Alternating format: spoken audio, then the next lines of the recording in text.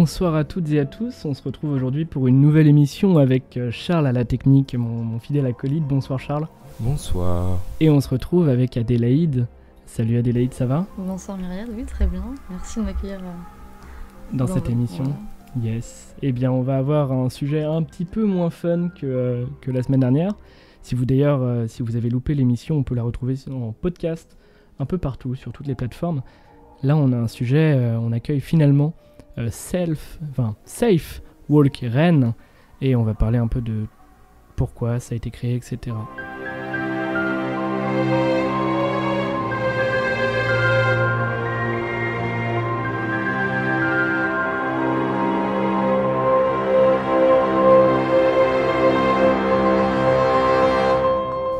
Donc, comme je le disais, tu représentes finalement... on t'a invité aujourd'hui pour représenter, mais je sais pas si tu représentes... c'est toi la chef de cette organisation ? Je suis la chef, mais j'ai juste repris une idée qui existait déjà, et je l'ai rendue peut-être active, du moins sur la ville efficace, de Rennes. Voilà. Ok. Il y avait d'autres choses déjà sur la ville de Rennes ou pas du tout ? Alors, je sais pas du tout, j'étais pas du tout informée, j'ai juste vu un groupe il y a 2 mois, et j'ai été invitée dedans, et en fait, il a jamais été actif, Donc tu t'es dit, faut que je lance un truc... J'ai vu sur un groupe sur Facebook que quelqu'un dans les commentaires disait ce serait génial qu'il y ait un groupe, et en fait ça se faisait pas, donc j'ai juste pris l'initiative, et ensuite très très vite, et c'est là qu'on voit que la demande est urgente de sécurité, plein de monde ont suivi. Ok, et alors déjà, première question, pourquoi cet anglicisme là, Safe Walk Rennes ? Alors, pourquoi ce nom ? Genre comment il est venu ? J'ai cherché une explication parce qu'au départ j'en avais pas, c'est juste ça a popé dans ma tête comme ça, je cherchais un truc sur le vif. J'ai vraiment créé le groupe en 5 minutes, j'ai vu le commentaire, j'ai fait ok, déter, donc je l'ai fait, et en fin de compte en y réfléchissant je me dis on est dans une ville étudiante, beaucoup de passages, donc c'est pas si mal si ça peut toucher plus de personnes. Voilà.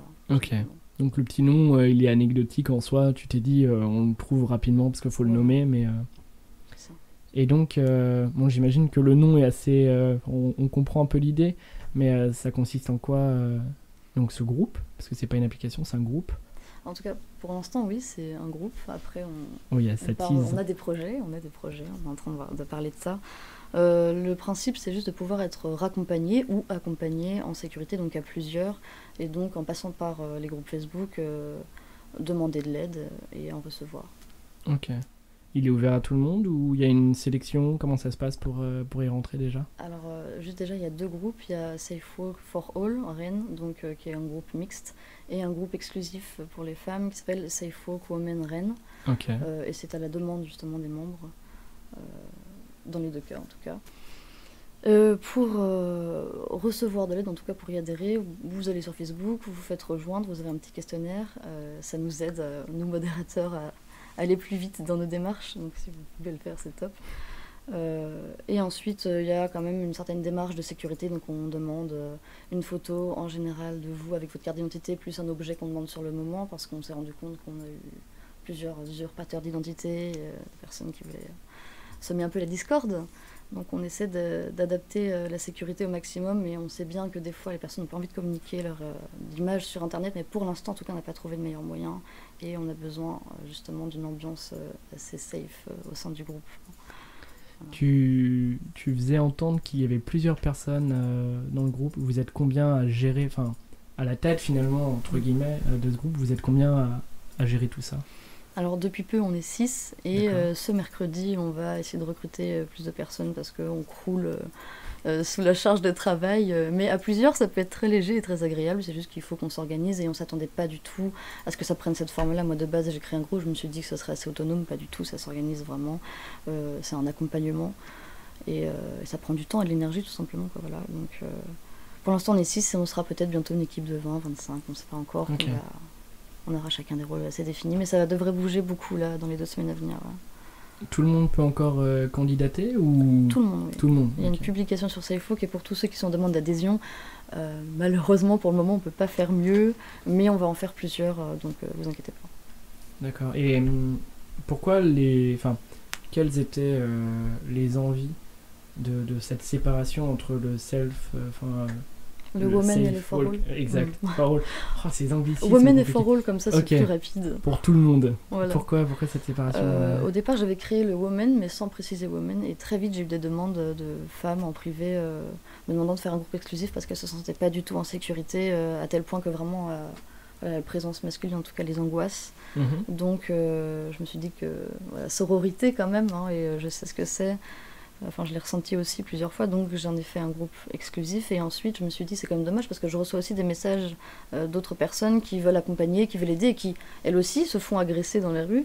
Donc, l'objectif, c'est quand même d'apporter la sécurité, de la rendre accessible, peu importe le milieu, peu importe le genre, le sexe, etc. Donc, voilà. Donc, cette différence, c'est pour que tout le monde se sente à l'aise, quoi. Voilà. Okay. De rendre la sécurité accessible au maximum de personnes. Donc il y a une démarche très altruiste, très... On essaye, du moins, oui. Et donc déjà, j'imagine qu'il y a eu des missions, entre guillemets, de fait, de réussite. Oui, alors... Les retours sont bons, souvent, j'imagine. On a quelques bons retours, mais on n'a pas beaucoup de témoignages pour le moment.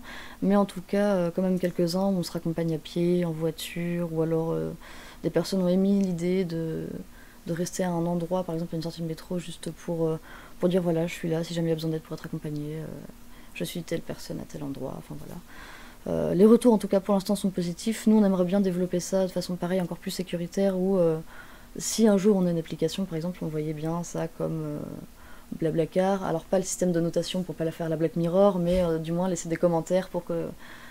Voilà, enfin il y a ça. Et aussi on a une autre démarche où on organise certaines rencontres. On en avait fait une en début de mois au Parc du Tabor. Comme ça les personnes peuvent concrétiser, visualiser ce que c'est vraiment. Et puis rencontrer des personnes, y mettre des visages, se sentir plus en sécurité, etc. Parce que l'objectif en fait à long terme aussi, c'est qu'il y ait un sentiment, qu'il y ait plus de solidarité pour plus de sécurité. Mais en même temps, l'un va pas sans l'autre. Donc mais il faut bien commencer par un bout. Donc on essaie de développer la solidarité pour le moment.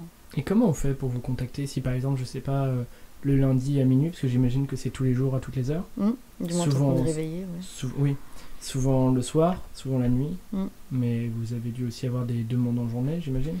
Alors j'ai ouï dire, parce qu'on n'a pas de modérateur dans les groupes ni Messenger, là où tout se passe, c'est vrai que j'ai oublié de le préciser tout à l'heure, j'y reviendrai. J'ai ouï dire que oui, il y a eu des personnes qui demandaient de l'aide pour la journée, mais il y a beaucoup moins de personnes disponibles.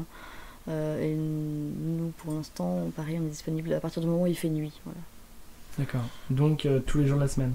Oui, tout le temps. Ok, donc si par exemple, j'ai envie de rentrer parce que je me sens pas à l'aise pour n'importe quelle raison, comment je fais pour faire une demande? Est-ce qu'il y a des délais? Est-ce que vous mettez en relation la personne qui est susceptible d'être avec la personne finalement qui demande de l'aide? Comment ça se passe? Comment on fait la demande? Quelle démarche? Alors en fait, vous avez plusieurs possibilités. La première qu'on va vous conseiller, c'est d'aller sur l'onglet annonces sur les publications, sur le groupe Facebook. Il y aura une publication qui s'appelle groupe par secteur.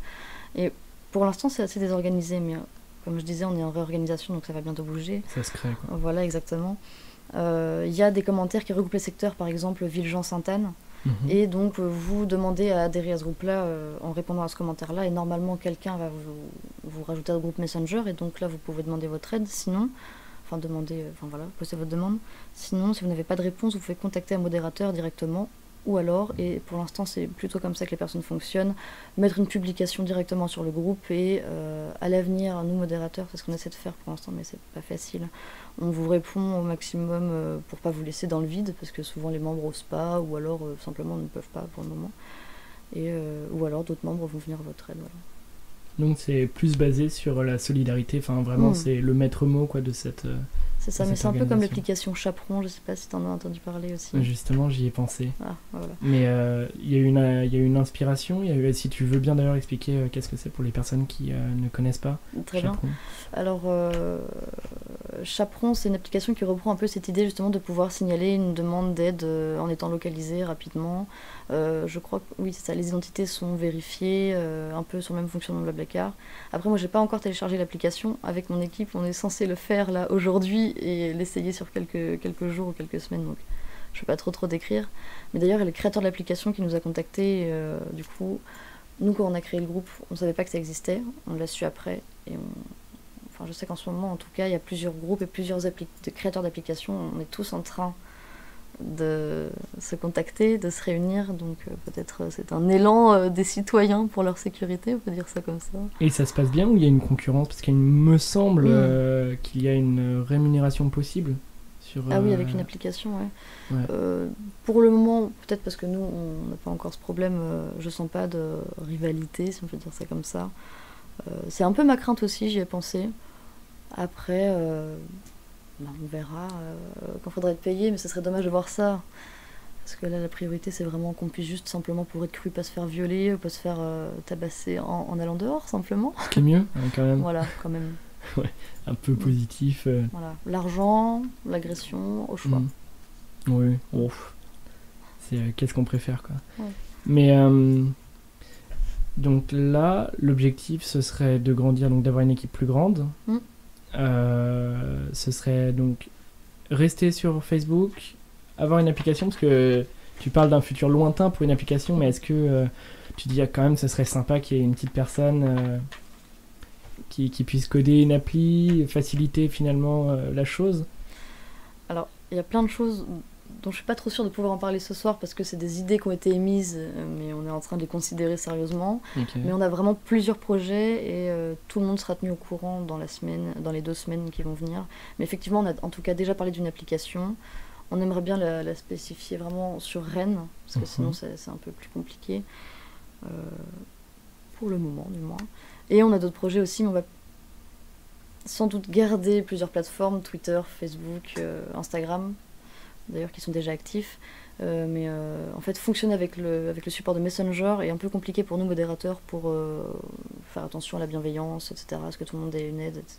Donc on va peut-être bouger de plateforme, mais on ne sait pas encore, parce qu'il faut que ce soit pédagogique pour tout le monde, aussi pour les membres.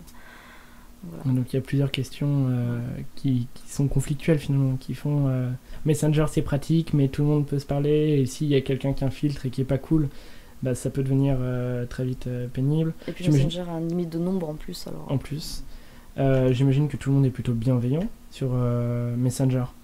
Pour le moment, des retours que j'en ai, oui. Ok. Après, comme je disais, on n'a pas encore de modérateur dans chacun des groupes. Donc ça veut dire quand même que les gens savent se gérer un minimum. Ouais. Ça va, on garde un peu foi en l'humanité et on se dit les gens sont sympas, quoi. En tout cas, ça donne envie, oui, de garder foi, c'est sûr. On va changer le nom Carpe Diem, on va passer quelque chose de plus émo-gothique. Oui, la société est horrible. Non, on peut garder un peu foi en l'humanité, même si ça répond à un problème qui ne fait pas garder foi en l'humanité. Mais quand on voit que tout le monde s'unit, justement... Ouais. Mais est-ce que aussi, parce que donc là, comme ça se situe sur la ville de Rennes, les articles qui sont sortis juste après le déconfinement finalement t'ont poussé à lancer Safe Walk. Safe. Oui. SW. Exact. Ouais, c'est compliqué. Hein. Mais donc, est-ce que ces articles-là sur les agressions à Sainte-Anne, République, etc., t'ont poussé à lancer cette idée-là? Ça y a participé, ou en tout cas ça a nourri cette envie, plus ensuite les témoignages qui étaient de plus en plus nombreux en quelques jours. Je suis passée de un témoignage tous les 2 jours à minimum 3 témoignages par jour que je lis ou que j'entends de mes proches qui se font agresser dans les rues. Okay. En plus des articles, donc ça devenait assez anxiogène en fait de savoir ça, c'était pesant, fallait que ça éclate, fallait faire quelque chose. C'est un sujet qui revient vraiment tous les jours auprès de mes amis, de ma famille, d'inconnus qu'on rencontre. On ne peut pas fermer les yeux là-dessus, vraiment. Non, ce serait en plus... ce serait dommage de laisser pourrir la situation et ne pas apporter une réponse à notre échelle. Parce qu'en soi, avec ta démarche, c'est montrer que tout le monde est capable de faire quelque chose, tout le monde est capable d'avoir un impact sur la société directe. C'est plutôt cool comme... Là, c'est pas du tout une question, mais c'est plutôt c'est un remerciement en soi d'avoir lancé ça et de faire grandir ça petit à petit. J'imagine qu'il y a une certaine pression, peut-être. Il y a certaines questions que tu as dû te poser de comment faire pour ne pas blesser telle ou telle personne, comment faire pour... tu as dû avoir des difficultés. Il y en a eu quelques-unes, effectivement. Au tout début du lancement du groupe, à un moment donné, j'ai relayé une information et j'ai été extrêmement... J'ai dit des termes vraiment inappropriés et blessants, sans calculer vraiment que je l'avais fait d'ailleurs sur le coup. Et par chance, des membres sont venus vers moi et m'en ont fait part. et ils ont pu m'aider à me déconstruire afin d'adapter ma communication. Mais effectivement, c'est vrai que... Enfin voilà, on est en déconstruction et il faut accepter quand on faute, il faut accepter que le monde bouge autour de soi et qu'il faut bouger avec, quoi. On peut pas faire du surplace. Donc oui, c'est sûr, c'est pas facile et c'est super chiant de remettre son ego en place, mais au bout d'un moment, c'est comme ça qu'on vit en communauté. Et d'ailleurs, ces agresseurs devraient réfléchir là-dessus. Ouais. Après, mais ça, ce sera Enfin, ce sera, je pense, dans le débat, on pourra en parler un peu, parce que ça rejoint finalement les méchants, et enfin, genre, on a une vision très manichéenne, mais ce serait très intéressant d'avoir, et là, finalement, c'est un appel, parce que j'imagine que dans les gens qui nous écoutent, ou dans l'entourage des gens qui nous écoutent, il y a des gens qui sont techniquement agresseurs, et ce serait intéressant d'avoir aussi le point de vue de pourquoi il y a ce passage-là, mais ça, c'est un autre débat. Non, je trouve ça très intéressant aussi, parce qu'il faut aussi avoir conscience, on a beau être une bonne personne ou se croire être une bonne personne, on marche toujours sur un fil. Vraiment, fauter, c'est vraiment d'un bord ou de l'autre, ça peut arriver à tout le monde. Bon, évidemment, ça dépend de l'intensité, de la gravité, du contexte, etc. On sait bien ça, mais vraiment, c'est pour ça qu'il faut se remettre en question, à quel moment est-ce qu'on faute, à quel moment on doit le déconstruire, enfin bref. C'est toute une démarche, mais oui, il faudrait traiter de ce sujet, le détaboutiser. Ce serait très intéressant. Oui. Mais, et puis il y a aussi, quand on pense être une bonne personne, et là on va valider cette idée, on est une bonne personne, trouver la façon la plus pédagogue possible et la plus juste pour faire ouvrir les yeux à la personne qui va être, entre guillemets, méchante. Pourquoi son point de vue et pourquoi sa façon d'être n'est pas correcte, n'est pas acceptable, et pourquoi ça peut blesser. Et donc si on arrive, en tant que bonne personne, entre guillemets, à faire que cette personne-là se déconstruise, je pense qu'il y a aussi, en fait, il y a un combat très fort. C'est bien, mais il faut aussi prendre en compte une chose quand même, parce que quand on est une bonne personne et une victime, c'est tellement fatigant, justement, de le faire tout le temps. Parfois, on n'a plus d'énergie et on finit par juste simplement ne plus pouvoir communiquer et même se détruire. Donc c'est vrai que c'est bien de le faire quand on sent qu'on a l'énergie de le faire. Sinon, il faut faire attention aux termes qu'on va employer, parce qu'on... Enfin bref. Non, justement. C'est pas du tout facile, quoi. Ou alors, il faudrait peut-être développer quelque chose, une démarche pour que ce soit pas une démarche, comment dire, humaine, pour que l'autre se remette en question, que ce soit sous forme d'affiche ou sous forme d'application ou de jeux vidéo. Enfin, déjà, si on revoyait, voilà, on s'engage dans un grand truc, mais si on revoyait déjà le patriarcat et toutes les pubs et tout ça, déjà, ça commencerait à changer. Bon, grâce à plusieurs pages, c'est déjà en cours avec genre pépites sexistes, etc. Je sais pas si tu connais ce compte-là. J'ai vu passer qui relaie pas mal de pubs en général qui sont vraiment... voilà. Mais est-ce que, au-delà de ça, parce que je pense, j'ai pu me poser ces questions-là par rapport au... Parce que là, on touche à plusieurs sujets, plusieurs débats. Donc, il y a en soi la pédocriminalité. On a donc le féminisme avec toutes les branches qui existent, parce qu'il n'y a pas un seul féministe. Et d'ailleurs, ce serait aussi très intéressant d'avoir une émission sur ce sujet. Très. S'il y a des personnes qui voudraient en parler, on est preneurs, parce que c'est vraiment... Je pense que c'est un débat qu'il faudrait avoir. Et aujourd'hui, quand je vois des publications d'Eratoum, c'est un compte Instagram, je crois que c'est Eratoum, avec des phrases très chocs, très courtes, et qui sont violentes, qui impactent, mais après c'est la façon d'agir sur Instagram, c'est aussi le système de... On scrolle, on va vite à défiler comme ça les publications. Il faut impacter l'œil et il faut choquer. Provoquer l'arrêt, oui. Provoquer l'arrêt, provoquer aussi... oh, qu'est-ce que c'est que ça mais le problème, c'est qu'en choquant, on n'ouvre pas forcément le débat. Et c'est là où on a vraiment... parfois, je me sens dans une impasse où je me dis, avec ces publications-là, avec ces tags, avec ces phrases parfois très violentes, ouais, ça pose quelques questions. Mais est-ce que la personne qui va être donc le bourreau, finalement, le méchant dans cette histoire, est-ce qu'il va se remettre en question ou est-ce qu'il va pas se conforter dans son camp de toute façon, moi je suis comme ça, et s'il en a conscience. Après, est-ce que la personne en a conscience ? Il y a plein de... Je pense qu'il n'y a pas une seule bonne réponse. Il doit y avoir un peu de toutes ces personnes-là, des personnes qui vont peut-être plus réagir avec ce genre de démarches, même si je ne suis pas forcément convaincue, mais je pense qu'il y a moyen que ça fonctionne, mais il en faudrait d'autres aussi. En fait, je pense qu'on perd trop vite de vue la bienveillance dans nos démarches. Après, non, faudrait faire une émission là-dessus. Je pense serait super vraiment. Intéressant. Ouais. Mais là, finalement, le sujet, au-delà donc du patriarcat, parce que c'est lié, hein, tous ces sujets sont quand même super liés. On a le sujet du harcèlement de rue, on a le sujet de... j'aime pas utiliser le terme d'insécurité dans la rue, mais... parce qu'il y a un côté très journalistique de j'ai envie de faire peur, de l'insécurité, c'est lié à derrière Vigipirate, ou l'insécurité, j'y vois beaucoup de caméras en réponse, pas forcément de la solidarité.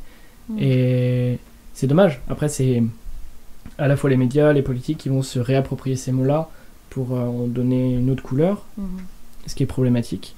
Mais je pense que on peut avoir à la fois peur dans la rue, mais aussi ne pas se sentir à son aise, et c'est un problème. Donc ton idée et même ce groupe fait en sorte que la rue nous appartient, et on se réapproprie tout ça. Mais je pense que c'est un sujet, et si tu es d'accord, on peut le lancer, du harcèlement de rue, de quelles sont les solutions que toi tu as pu trouver, ou qu'on a pu trouver, parce que même si techniquement, moi je suis un mâle alpha, hétéro-cisgenre, nanani, nanana, tu vois. Non, mais je veux dire, dans le regard de l'autre, c'est ça. Bien sûr. Mais en faisant le choix de ne pas forcément m'habiller comme tout le monde, ou en faisant le choix de ne pas forcément porter une paire de Nike, un style très conventionnel, même si les gens qui ont ce style-là, c'est le leur, et s'ils ont envie de le porter, c'est chouette. Mais en tout cas, je me sens pas de porter ce style-là. J'ai pu essayer, et je me sens pas du tout à l'aise dans mes vêtements. Et donc, en souhaitant, non pas me démarquer, mais en souhaitant être moi-même, on se retrouve confronté à des réactions. Et finalement, ça peut poser question, et tu peux presque parfois changer. Et du coup, là, ça va être le but de cette discussion, et montrer aussi que tout le monde peut être touché. Parce que oui, les femmes sont touchées, et c'est vraiment les personnes les plus touchées dans le harcèlement de rue. Oui, mais c'est pas une compétition, tout le monde subit le harcèlement de rue. Oui, bien sûr, c'est pas une compétition, mais en tout cas, je pense, si on prenait un échantillon de gars, en faisant un truc très binaire, hein, mais bien sûr, il y a plus de genres, etc. Mais en tout cas, si on faisait une sélection, un échantillon, je pense quand même que... Oui, c'est sûr. Toutes, en fait, hein, juste nous toutes. Ouais, vous avez toutes été confrontées de près ou de loin, à différents degrés, à la bêtise humaine, hein, et au manque de... Je pense que c'est à la fois un manque de respect, en quelque sorte, et surtout de passer de pulsion à je sais pas trop quoi, parce qu'il y a ce passage-là, quand même. Que ce soit dans la phrase, dans le sifflement, il y a... Ouais. Pas sûr que ce soit forcément des pulsions, pas tout le temps. Tu penses pas que ce soit des pulsions ? Pas tout le temps. Tu penses que c'est quoi ? Que c'est un schéma, ou que la personne peut se dire... Je pense simplement qu'au-delà que ce soit une pulsion, il y a des personnes qui vont être éduquées, avoir des enfances difficiles, enfin bref, X raisons, et ça va devenir un comportement qu'ils vont adapter tout le temps. Donc c'est même plus une pulsion, en fait, c'est leur quotidien. C'est une façon d'être. Il y en a, c'est des pulsions, mais il y en a, oui, c'est des comportements. Donc en solution possible, ce serait un retravail sur oui. Déjà une éducation... Déjà que ces personnes puissent se déconstruire, mais surtout remettre en question l'éducation qu'on apporte aux enfants. Et il faut, quand on veut être parent, si on va au-delà de ça, il ne faut pas simplement déconstruire l'idée qu'on a de l'éducation, mais se déconstruire soi-même en plus. Donc il faudrait garder ça en objectif si on voudrait vraiment que ça bouge. Et après aussi... faire que, par exemple, l'école et toutes les formes d'éducation, entre guillemets, parce que l'école aujourd'hui, l'éducation, c'est pas vraiment un travail d'éducation, l'école, c'est plus un travail de formatage. Aujourd'hui, on nous apprend la compétition à l'école. Des petits, on a des notes, on nous apprend pas forcément à vivre ensemble. C'est un cours, c'est l'éducation morale et civique, c'est 1 heure toutes les 3 semaines, et on sait très bien que le prof l'utilise pour faire son cours habituel. Donc en soi, on l'a pas, et même on nous apprend pas forcément à réellement vivre ensemble, je pense. Ah, mais pas du tout. On développe pas du tout notre empathie, notre sociabilité. C'est presque mal d'ailleurs d'être empathique, d'être sensible. Ah oui, bon, complètement. Parce que dans la compétition, dans l'idée du marché du travail, parce que c'est des mots pareil, encore c'est le 9 langues. Oui. T'as fait quel bac toi? T'as fait un bac Un bac pro d'aide à la personne. Ok. Donc toi, il y avait quand même un côté d'aide. Déjà, oui. Ouais, parce que pour le coup, j'ai fait un bac ES et c'était l'idée du marché du travail, il faut pouvoir vendre sa force de travail, etc. à tel prix. Nanana. Il y avait cette idée de compétition, mais ça s'arrête pas au bac, c'est bien avant qu'on nous le matraque. Puis même, ça vient des éducations de nos parents, nos grands-parents. Enfin, aussi, c'est un peu le serpent qui se mord la queue et l'école renforce ça en fait. C'est ça. Tout est problématique en vrai si on dézoome, que ce soit l'éducation, l'école, les pubs, tout nous construit de façon assez horrible. Quand même, ouais. C'est étouffante. On est fabriqué pour être des gens plutôt mal intentionnés, ou en tout cas qui répondent à des fonctionnalités, quoi. Oui, c'est ça. On a des fonctions. Mais, on existe pour être rentable et pas pour être humain. C'est ça. Ouais, c'est rentabiliser l'homme. Mais donc, parce que là on était sur... Oui. on est parti loin. C'est pas grave, c'est aussi tout l'intérêt de cette émission. On était sur le harcèlement de rue, et donc la question c'est... Et là c'est plutôt... c'est toi qu'on interroge, c'est pas forcément ton organisation. Et encore, si tu as des choses à raconter, c'est très intéressant, et ça peut nourrir le débat. Mais donc j'imagine que tu as vécu des choses. Si toi, il y a des choses qui t'ont marqué ou qui t'ont... À quel moment tu as eu le déclic de « ouais, c'est pas normal » Parce que très clairement, c'est pas normal, mais à quel moment tu t'es dit « là, en tout cas, si tu te rappelles de l'une des premières fois, là, il y a quelqu'un qui s'est permis de faire quelque chose que je ne voulais pas. » Donc quelqu'un qui t'interpellait dans la rue, quelqu'un qui a pu te siffler, te suivre. Je crois que j'avais peut-être entre 10 et 12 ans. Et D'accord. j'avais une jupe mi-cuisse, un peu fendue sur le côté. Et c'est marrant que je le précise, ça. J'ai même pas besoin de le préciser normalement. Enfin bref. Et des mecs en voiture étaient passés, ils nous avaient sifflé et tout. Et ils avaient tapé leur voiture en disant « Oh, vous êtes bonne !» et tout. C'était incroyable. Donc déjà, hyper violent. Déjà. Et puis, sauf que à cette époque, en fait, vu que j'avais pas encore pris conscience de tout ça, moi je me sentais flattée. J'étais contente d'attirer l'attention et qu'on me trouve belle, vu qu'à l'école, vu que je remplaçais pas d'autres clichés, j'étais pas considérée comme belle, enfin bref, c'était tout un débat. Bref. Et donc je rentre chez ma mère et je lui raconte, et elle était choquée, donc elle m'a expliqué en quoi c'était problématique. Et là, j'ai eu le déclic et je me suis dit, ah ouais, c'est quand même brutal. Et en fait, je l'ai déjà vécu bien avant, en fait, même déjà en primaire, et là j'ai pris conscience de tout ça. Enfin, c'est le souvenir qui a popé quand tu m'as parlé de ça. Donc, finalement, la première fois où tu l'as conscientisé, tu l'avais déjà vécu. Ouais. Donc finalement, au début, c'était normal pour toi. Enfin... du moins, ça se comprenait beaucoup plus. Même dans certaines de mes anciennes relations, je sais que j'ai vécu des choses que je considérais normales qui ne l'étaient absolument pas. Mais ça fait partie des étapes de déconstruction. La première étape, c'est la prise de conscience. Donc on a tous été dans la précédente étape.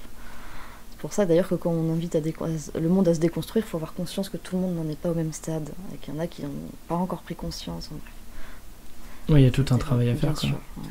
Un travail personnel et puis même un travail donc de communication. Bien sûr, oui. Et d'ailleurs, petit crochet, si vous avez des anecdotes à raconter ou si vous avez un vécu à partager, et on a le Discord qui est ouvert, voilà, il est ouvert et ce serait avec plaisir de discuter avec les gens qui nous écoutent. Nous vous attendons. Ouais, la pub, ouais. Mais pour revenir à ton vécu, donc à partir de ce moment-là, t'as fait quoi? Donc tu t'es posé la question, parce que tu l'as conscientisé, tu t'es dit c'est quand même pas normal. Est-ce que tu as remis cette jupe fendue sur le côté, un peu au-dessus du genou, tu l'as remise, ou tu t'es dit je la mets de côté, je change? Il y a eu une période de ma vie où du coup je sortais vraiment avec les manteaux qui me cachaient le plus, et puis un jour tout a changé et j'ai tout fait d'un coup. J'ai arrêté de toucher à mes poils, j'ai coupé mes cheveux, et là vraiment j'ai commencé à m'habiller comme je le voulais. J'ai tout fait d'un coup, et en fait je crois que j'aime bien ça aussi un peu, de temps en temps, inviter à se poser des questions. Donc, du moins inviter à se dire non, c'est pas normal ça, parce que comme ça plus on le voit, plus on se fait la remarque, et moins on se la fera en même temps, tu vois. Du coup ouais, non, moi clairement maintenant je m'habille comme je veux, sauf depuis que j'ai emménagé ailleurs. Là je me rhabille Non, en fait, ok. Je vais actualiser mon témoignage. Ça, Ouais. c'était le cas jusqu'à il y a quelques mois. Mais Ok. depuis quelques mois, non. Genre, en temps normal, là, je sors en robe collant, un truc comme ça. Et là, je suis avec une grosse chemise, une casquette, quelque chose qui cache un peu mes formes et qui me... Alors, je sais pas comment l'exprimer, désolé si c'est maladroit, mais me masculinise un peu dans le style, hein, du moins. Et je sais que, en tout cas, je me sens plus en confiance comme ça, clairement. Donc il y a un truc aussi de géographique. C'est-à-dire quand tu es à un endroit, ou quand tu sais que tu vas passer par un endroit que tu considères comme tendu ou pas sécuritaire, tu vas changer ta façon d'être, ta façon de t'habiller. Ah bah, de toute façon, ça c'est, on en parlait avec des amis tous les jours. C'est quelque chose qui trotte tout le temps dans notre tête. Qu'est-ce qu'on va faire dans notre journée? Alors comment on va s'habiller? Et on calcule à chaque horaire, à chaque moment, comment on va rentrer. Enfin, c'est vraiment un calcul. C'est devenu un automatisme en fait. C'est même plus des questions qu'on Ouais, se pose. c'est C'est marrant. quelque chose qui se fait tout seul. Le matin, on réfléchit pas. C'est, je vais faire ça. Ok, bah non, ok, non, je prends pas ça. Ouais, c'est marrant. Enfin, en tout cas, j'entends beaucoup ça chez beaucoup de personnes. C'est marrant parce que techniquement, et j'en avais jamais parlé avant, mais j'ai aussi cette réflexion-là. Je me dis si je vais passer par tel endroit, le haut de forme, je passe à 22h. Non, Ah, voilà, tu non, vois. je vais rester sur une tenue classique. C'est marrant, donc ça veut dire qu'à un moment donné, tout le monde a cette question-là de comment je m'habille pour passer à Pour cet pas me faire endroit, agresser. à cette Ouais. heure-là, pour ne pas attirer le regard, pour ne Mm. pas... Et c'est encore plus compliqué parce que techniquement, ta démarche est pas, je veux dire, c'est s'habiller, j'allais dire normalement, mais Oui, on je s'entend. comprends, t'inquiète. Ouais. c'est-à-dire que tu vas pas, je sais pas, avoir une tenue extrêmement extravagante Mm. et t'as pas une démarche de ce qui me représente, je sais pas, c'est m'habiller en côte de maille, tu vois. Alors, tu t'habilles pas comme ça. Ouais. Et pourtant, tu sais que tu vas attirer le regard si tu t'habilles comme toi t'as envie d'être. Mm. Alors que normalement, on devrait pas se dire ah tiens, je la regarde parce qu'elle est habillée entre guillemets normalement. Oui, c'est ça, on devrait pas, mais ça vient aussi de toute la construction. Je pense quand même que le patriarcat a un grand rôle là-dedans. Dès tout petit, on voit rarement, en fin de compte, plein de différences de style. On n'entend pas du tout parler des genres. On n'entend pas parler de tout ça, on n'est pas du tout éduqué à tout ça, mais en fait, ça pop dans notre génération. Donc, on est vraiment dans la génération à cheval où on en bave parce que, bah, ding dong, surprise, tout le monde en prend conscience. Mais espérons pour les générations futures, ça changera. En tout cas, je sais qu'il y a des efforts au niveau des films qui sont faits aussi au niveau des magasins de fringues, etc.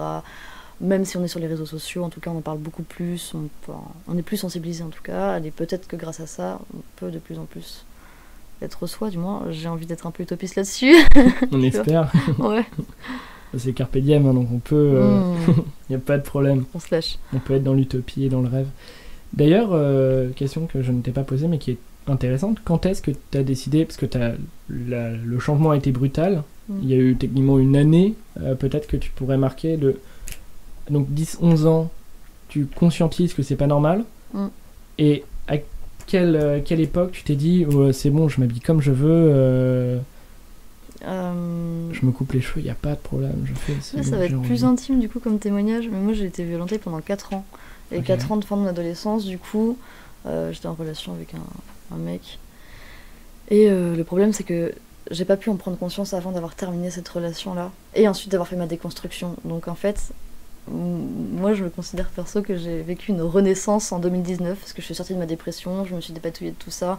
Et c'est là, pile poil, donc l'année dernière, et c'est là pile poil que j'ai commencé à me dire ok, en fait, je peux être moi à Bâle et c'est trop cool. Donc Ok. 2019. Il y a quand même. Un gros laps de temps. Ouais. Ouais. Il y a quand même pas mal d'années où tu t'es dit je vais me mettre dans le moule et je vais essayer de me faire discrète et de pas forcément m'assumer quoi. Ouais, après j'y arrive peut-être pas forcément, mais en tout cas, ouais, j'avais ce souhait quand même de vouloir me ranger dans le tas un petit peu, dans mes souvenirs du moins. Ouais. Essayer de passer inaperçu quoi. Ouais, voilà, du moins, ouais, pas avoir de problème quoi. Et donc pendant cette longue période, t'as mis des techniques pour éviter de te faire suivre, de te faire harceler. Oui, et d'autres que je reprends maintenant du coup aussi. Bah, déjà j'ai un chien, un malinois, Ok. un bâtard malinois. Et donc déjà avec lui je me sens beaucoup plus en confiance quand même. Et puis je sors presque plus. D'accord. Ou alors je sors avec beaucoup de potes tout le temps, rarement seule quand même. Et sinon bah, c'est pareil physiquement, là tu vois, ce soir je serais jamais venue comme j'aurais voulu venir. parce qu'il y a une ruelle sombre, enfin, voilà, parce que sentiment d'insécurité. Mais du coup, voilà, oui, je fais attention à pas trop me maquiller, à pas trop m'habiller comme je veux, avoir un chien, des potes, tenir au courant où je suis, avec qui, l'adresse, au maximum. Quand je vais voir quelqu'un, j'essaie de vérifier son identité avant quand même, en appel vidéo, enfin voilà, on essaie de faire gaffe à tout ça. C'est prenant. Ah ouais, il y a quand même des réflexes, enfin c'est finalement des réflexes. Ah oui, puis on essaie de faire gaffe aussi. Je suis désolée, ça pop comme ça. Ouais, mais je sais que comme je connais pas trop Rennes, c'est encore dur de le faire ici. Mais quand j'ai un trajet dans ma tête, j'essaie aussi de voir si je connais pas les alentours pour pouvoir fuir ou semer des mecs si je me fais suivre. Enfin, c'est vraiment un calcul permanent de tout l'environnement et des risques éventuels. Ouais. Il y a cette idée de fuir, parce que tu parlais de point de fuite en soi, de chemin parallèle où tu pourrais passer. Donc tu es plutôt dans l'idée de s'il y a danger, tu pars, c'est ça? Alors, le self-défense, de base, il t'apprend à savoir bien fuir, en fait, à te permettre de fuir. Parce que c'est de ça dont tu as besoin au tout début. Tu peux pas, à moins que tu sois un maître des arts martiaux, tuer le mec sur le moment, et puis c'est peut-être pas toujours le but non plus. Le tuer, bof, pas toujours. Je sais pas, voilà. Oui, pas toujours. T'as demandé le numéro, hop. Mais en tout cas, moi, j'ai plus envie de me dire je veux fuir. Okay. Mais je voulais m'inscrire à un... C'était quoi comme sport déjà? Du jiu-jitsu cette année pour pouvoir me défendre aussi, mais je l'ai pas encore fait. Enfin, bref. Mais ouais, déjà fuir. Mais t'as eu cette idée-là? Ouais. Ok. Donc il y a quand même aussi cette idée d'affronter à un moment donné quand même, ouais. la personne. Et puis je m'apprête toujours à avoir un truc dans les mains. Là, mon carnet, je le mets. Là, je suis venue avec mon carnet, je l'ai mis dans ma ceinture pour pouvoir le prendre et le taper avec un coin au cas où l'avoir plus rapidement, quoi. Enfin, c'est... Ouais, d'accord. Donc il y a aussi cette réflexion-là de potentiellement un objet du quotidien, les clés par exemple peuvent devenir une arme potentiellement. Quand j'ai des briquets, je les mets dans mes mains pour au cas où si je donne un coup de poing, pas me casser les doigts. Enfin, je suis vraiment tout le temps attention à mon expression du visage, à pas croiser les regards. C'est tout un truc. Vraiment un autre comportement, une autre attitude. Et donc jamais genre de lacrymo, de trucs comme ça a pu arriver? Alors moi j'en ai pas. Je sais pas pourquoi. Je sais pas pourquoi je le fais pas alors que tous mes potes le font. Mais ça non. Et surtout, ah oui je passe le mot, je sais pas si tout le monde le sait, mais c'est dangereux d'avoir une arme blanche. Parce que ça peut très vite se retourner contre vous, vraiment. C'est vraiment déconseillé. Mais sinon j'ai pas d'arme. Le petit message de prévention voilà, comme ça. Quand même. Hop, on dit ça. Mais donc toutes tes potes, toi, pas forcément toutes, mais une grande majorité ont une lacrymogène ou, Une lacrymogène, un petit porte-clés qui siffle hyper fort, plein de trucs comme ça. Ou alors il y a un truc sur le portable aussi, si vous savez pas, on peut cliquer 3 fois sur un bouton, c'est normalement dans tous les portables actuellement. Et ça peut envoyer un message d'alerte avec ta position à 3 personnes que tu as définies. Enfin, il y a ce genre de trucs là. Je sais pas s'il existe d'autres. Les applications, il faut le temps d'aller dessus. Et puis, l'idéal, ce serait qu'il y ait un dispositif qui existe où il n'y a pas besoin de Wi-Fi, qui puisse se transporter sur soi. Mais il y a quand même une démarche de... il faut être prêt à finalement...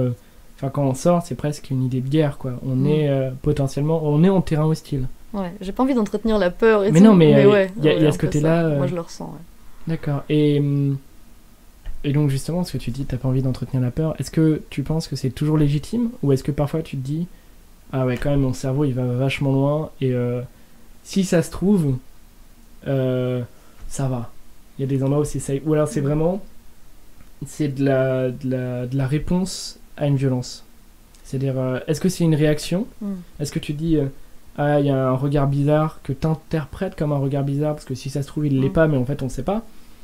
Ou est-ce que tu dis si quand même enfin tu remarques une violence qui est partout, qui est Eh bien, pendant longtemps j'ai pas trouvé ça légitime, mais d'une part en tant que victime d'un mec violent et puis ensuite de paroles de femmes et puis ensuite de citoyens, parce que je pense que c'est difficile quand ça nous concerne soi de trouver ça légitime.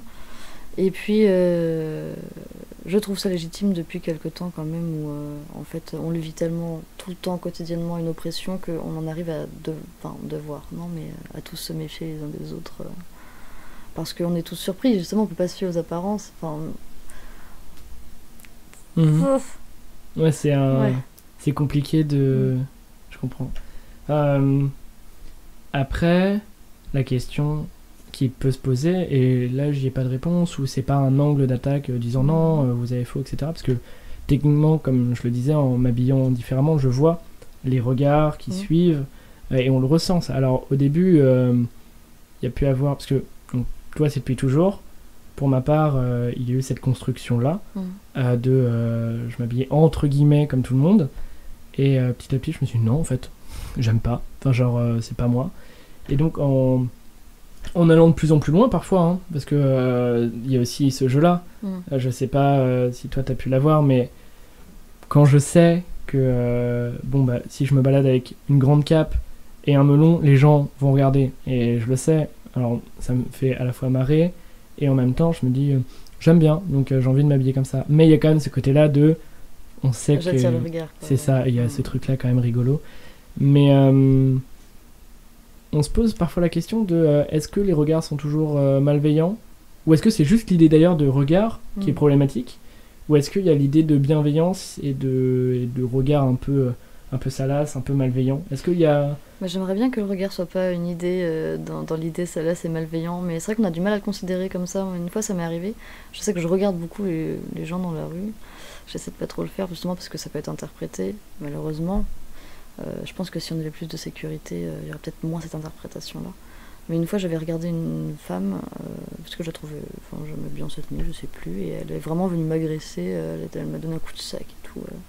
Et elle m'avait insultée parce qu'elle pensait que je voulais me battre avec elle, ou alors parce que je la jugeais, enfin voilà. Donc j'ai un peu des deux, j'ai envie de dire. Et justement, parce que là, dans ton exemple, t'es devenu finalement l'agresseur, en quelque sorte, pour elle. Est-ce que c'était légitime, ou est-ce qu'on n'a pas aussi une certaine peur, c'est-à-dire dès que quelqu'un va nous regarder, dès que quelqu'un va faire quelque chose qu'on perçoit comme une menace, on va le percevoir finalement comme une menace, alors que ça peut être gentil, parce que j'imagine que tu voulais pas aller la fracasser dans une ruelle. Non. Je sais pas si je sais pas si c'est légitime ou non, j'en sais rien du tout, mais par contre je le comprends. Ok. Ouais. Donc il faudrait, pour pallier à ce genre de regard, à ce genre de moment, il faudrait plus de solidarité entre les gens. Clairement, ouais. Je pense que ça c'est la façon la plus... Je sais pas si c'est la plus rapide, mais en tout cas à long terme, oui, je pense. Pouvoir accepter aussi, donc déconstruire. Déconstruire, oui. Dans les idées que tu as pu donner. Déconstruire donc pour le patriarcat, déconstruire la vision de finalement presque de consommation, j'ai envie de dire. C'est-à-dire par le regard, on va entre guillemets consommer une personne, on va regarder comme un objet, ouais, comme un bien, quoi. Et c'est complètement horrible comme vision. Mais c'est devenu un réflexe justement parce qu'on est construit comme ça. Mais c'est pas parce qu'on a ce réflexe-là qu'on peut pas le déconstruire. Moi, ça m'est arrivé aussi de fauter plusieurs fois dans ma vie, mais tu t'en rends compte après. Et au moment où tu sais que tu le referas pas, tu vas pas réitérer le truc, quoi. Donc plus tôt ça arrive, mieux c'est. Donc, Et donc c'est par les débats que tu as pu te déconstruire? Ouais. Ou c'est toi-même en faisant une introspection sur toi? Ah bah les deux. Les deux? De base, je m'en remets tout le temps en question parce que je sais pas, j'ai l'impression en tout cas d'être assez empathique depuis assez jeune et d'essayer de développer ça au maximum. Donc, du moins, je suis très sensible, donc voilà. Et aussi, j'adore débattre avec mes potes et on le fait tout le temps et on se déconstruit tout le temps ensemble et c'est génial de le faire. C'est pas forcément confortable, mais c'est ça qui est bien aussi. Il faut sortir de sa zone de confort pour évoluer. Je sais pas, j'aime pas trop ce mot évoluer, mais bon, c'est celui que je vais dire. Je sais pas trop pourquoi. Bon, mais... Être la meilleure version de soi-même en quelque sorte, quoi. Ouais, mais sans se mettre la pression non plus. C'est-à-dire en même temps s'accepter, mais en même temps chercher à être bien avec soi en pouvant vivre en communauté. C'est ça, faire attention à soi, puis son environnement quand même. Faut pas zapper le deuxième élément, quoi. Il y a des œuvres qui t'ont fait changer, des films, des émissions, des discussions peut-être, des sujets qui t'ont fait changer réellement et te dire ah ouais ok là bon je pense que les débats comme t'en faisais beaucoup ça a dû te faire beaucoup évoluer, c'est compliqué de les recréer. Mais qui m'ont vraiment fait des déclics. Là, le premier qui me vient, c'est King Kong Theory de Virginie Despentes. Tout le monde en prend pour son grade et c'est cru, mais ok, ça fait du bien, ça t'aide à mieux comprendre. J'en lâche au pif comme ça, je ne saurais pas trop quel rapport. Il y a aussi, je trouve que c'est personnellement mieux à lire, mais le monologue des vagins que je conseille pour tout le monde, de je ne sais plus qui, en tout cas, mais qui est un bon livre et qui m'a en tout cas aidé à prendre conscience de mon corps et de ce que je vivais et de ce que la femme vit avec son corps à travers le monde, vraiment. Il y a Pretty Woman. Pareil, je sais pas trop pourquoi, mais il me vient comme ça. Et peut-être si j'y avais réfléchi avant, j'aurais plus de réponses, mais c'est génial comme question. Mais il y a quand même, t'arrives à trouver des œuvres... Clairement, mais je trouve que vraiment l'art a un impact indéniable sur notre façon de nous construire. Moi, il n'y a pas longtemps, je suis allée voir... et ben voilà, j'ai oublié le nom. En tout cas, ça parlait des écoles qui formaient les femmes à être des bonnes... La bonne épouse. Merci, la bonne épouse. Je suis allée voir la bonne épouse et Okay. en tout cas, moi, ça m'a... Je suis sortie de la salle en cours de film. J'ai un ami qui était là, qui est aussi sorti de la salle. On en a parlé plusieurs fois, on a écouté une interview au moins une quinzaine de fois du réalisateur pour essayer de voir d'où venait le problème. Et quand j'en ai parlé autour de moi, vraiment j'étais face à un mur dans la plupart du temps, parce que les personnes n'ont pas encore déconstruit, n'ont pas encore pris conscience forcément. Et c'est pas grave, hein, ou il y en a que ça dérange pas, et puis c'est bien aussi. Mais en fait, le problème c'est que c'est tellement bien vulgarisé que ça te forme et ça te construit sans que tu t'en rendes compte. Enfin, je sais pas comment expliquer ça. Mais t'as donc pas aimé ce film-là ? Non, c'était insupportable. C'était insultant même. Okay. Je trouve que le sujet est traité de façon très maladroite. Et surtout quand on regarde en plus l'interview, il est maladroit as fuck. Vraiment, c'est beaucoup trop... J'ai eu du mal à comprendre comment ça pouvait passer à l'écran, parce que c'est éducateur aussi. Alors je comprends qu'on veut parler de l'information, qu'il y a des écoles comme ça qui existaient, mais...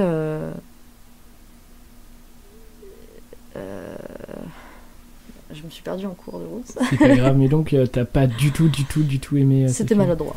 Okay. Est-ce que tu peux aimer un film pour lequel tu es en désaccord moral ou pas du tout ? Oui. Ok. Oui, je peux. Enfin, c'est une question intéressante ça. Oui, carrément, mais là je pense au film sur la Seconde Guerre mondiale par exemple. On peut aimer la réalisation et aimer le sujet que ça traite parce que c'est aussi intéressant. Oui, moi en tout cas, oui. Et ça me fait donc penser à quelque chose que tu disais tout à l'heure, dans les films, etc. On évolue, et il y a une vision plus altruiste, plus, j'allais dire gentille, mais plus ouverte, et qui accepte. Est-ce que, donc, tu te dis, les films qui sont problématiques ne devraient plus exister ? Parce que ça peut être aussi une vision de la chose, comme c'est une création, comme normalement c'est pas censé répondre au modèle en place, et normalement tous les films ne devraient pas être vus comme des modèles à mettre en place, j'espère en tout cas, parce que sinon non, sinon il y a des films vraiment on n'a pas envie qu'ils existent. Mais est-ce que toi, donc tu te dis il faut qu'on puisse créer de tout, là finalement c'est très très très très décousu par rapport au harcèlement et on y reviendra plus tard, mais est-ce que tu penses que donc ouais, tout peut être créé en soi, ou le politiquement incorrect, ou c'est peut-être l'idée de maladresse aussi qui est plus problématique? Waouh, ça fait beaucoup de... ça fait beaucoup d'idées. Mais donc est-ce que toi, pour synthétiser et puis pour avoir des questions plus simples, parce que c'est vrai qu'on part dans des débats de 8 heures à peu près avec beaucoup de références et beaucoup d'idées. Mais est-ce que toi, donc, la maladresse de la bonne épouse, pour reprendre l'exemple que tu as pris, est dangereux parce que l'éducation, ça fait que soit on adhère aux propos du film et en soi on y a déjà réfléchi avant, soit on se dit qu'est-ce que c'est que ce truc parce que... Alors, excuse-moi, ouais. Pour pas oublier ma réponse, le sujet traité, il est super intéressant. Donc moi, pas de problème avec ça, mais il faut juste bien le faire. Okay. Donc éducatif, ok, mais faut pas que ça rende maladroit aussi. Je sais pas comment expliquer.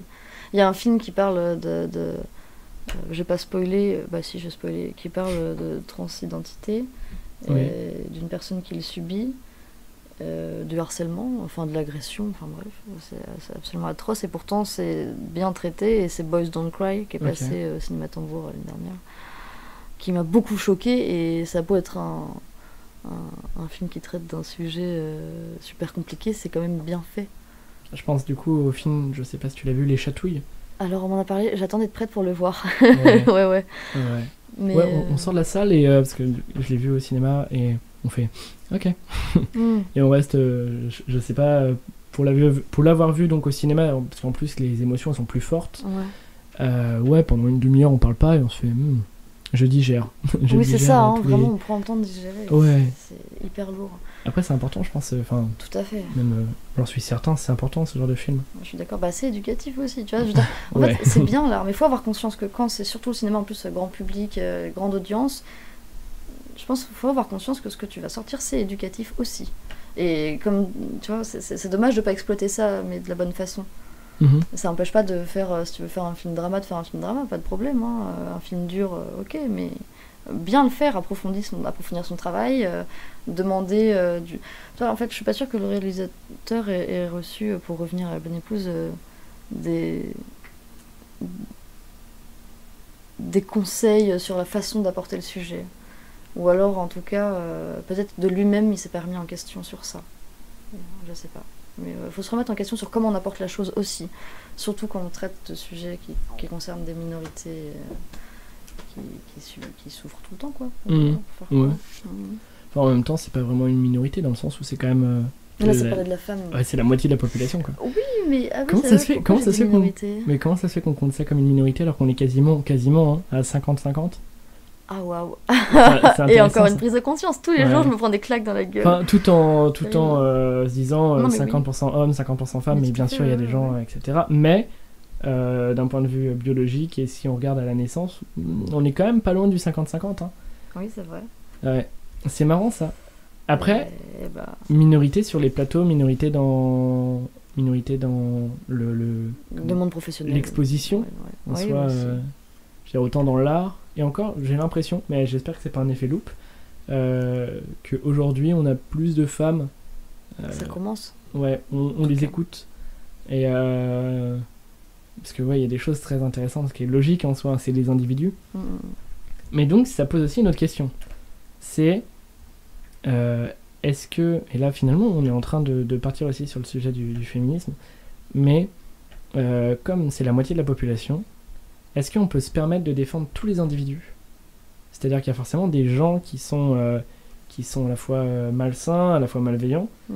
Je pense par exemple à une femme politique Mm. qui est en politique, qui a forcément, il y a forcément des gens dans son parti politique qui sont des femmes, c'est normal.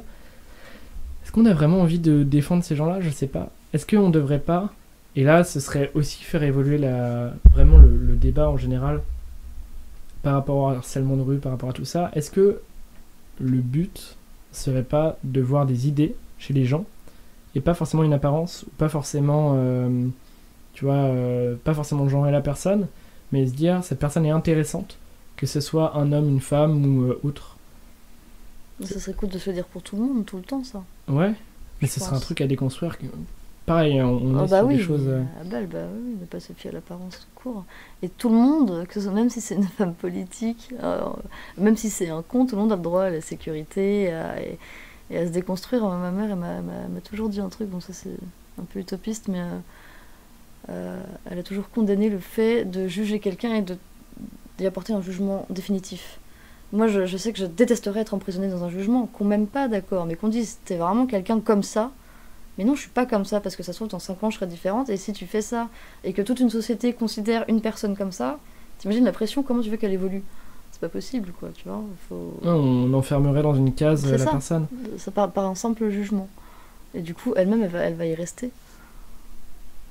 C'est un débat hyper important. Je pense qu'on peut faire une Ouais. petite pause musicale tranquille comme ça. Ça permet de boire un peu d'eau. boire un tout ça, peu ouais, d'eau ouais. et puis aussi de réfléchir. C'est quand même un sujet très, très lourd, mais c'est intéressant et je pense qu'il faut qu'on en parle le plus possible en tout cas. Et c'est chouette que tu as accepté d'être là. J'ai peur de la mort comme j'ai peur de ma mère. Je l'aime à la mort à l'inverse de mon père. La mort est mon père mais a voulu ma mère. Je me bats contre plus fort mais que Dieu m'en protège. Je suis pas croyant à l'heure, je suis opportun c'est tout. Je suis pas plus fort qu'hier, je crois juste en moi c'est tout. J'ai pas perdu de potes, j'ai su faire les bons choix. J'ai pas vendu de drogue pour faire genre je suis gangsta. J'ai perdu mon corps quand j'ai tiré sur taf. Je perdrai la force avant de tirer une balle. Ma conscience se boit comme un verre de Sky. La concu se noie comme la caisse de Stan. Double T, mais ça prend à nous connaître. Des coups de la vie, des regrets et des rêves. Mais dis-moi ce que je dois faire. M'enivrer d'un rue à terre. Je m'envolerai vers le ciel.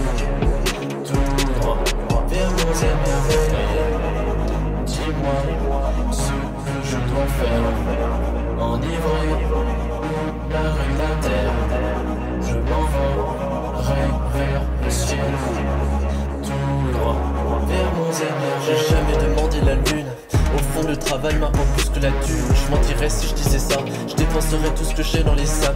J'y vais à fond comme dans une course de cartes, mais je vais dans les bleus à chaque sortie de piste. La flemme est une maladie impossible à guérir et du coup je me sens alarmiste.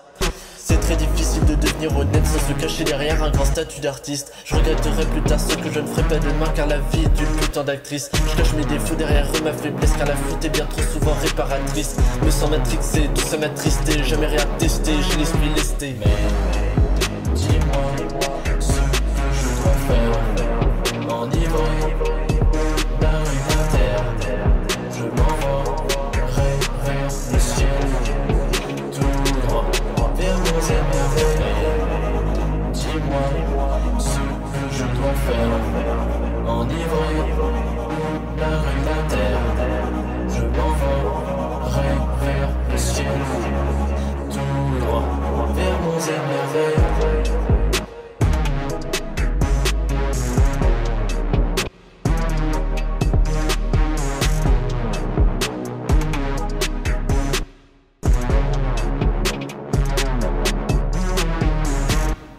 c'était Ouzla et Théo pour Envol. À vous les studios.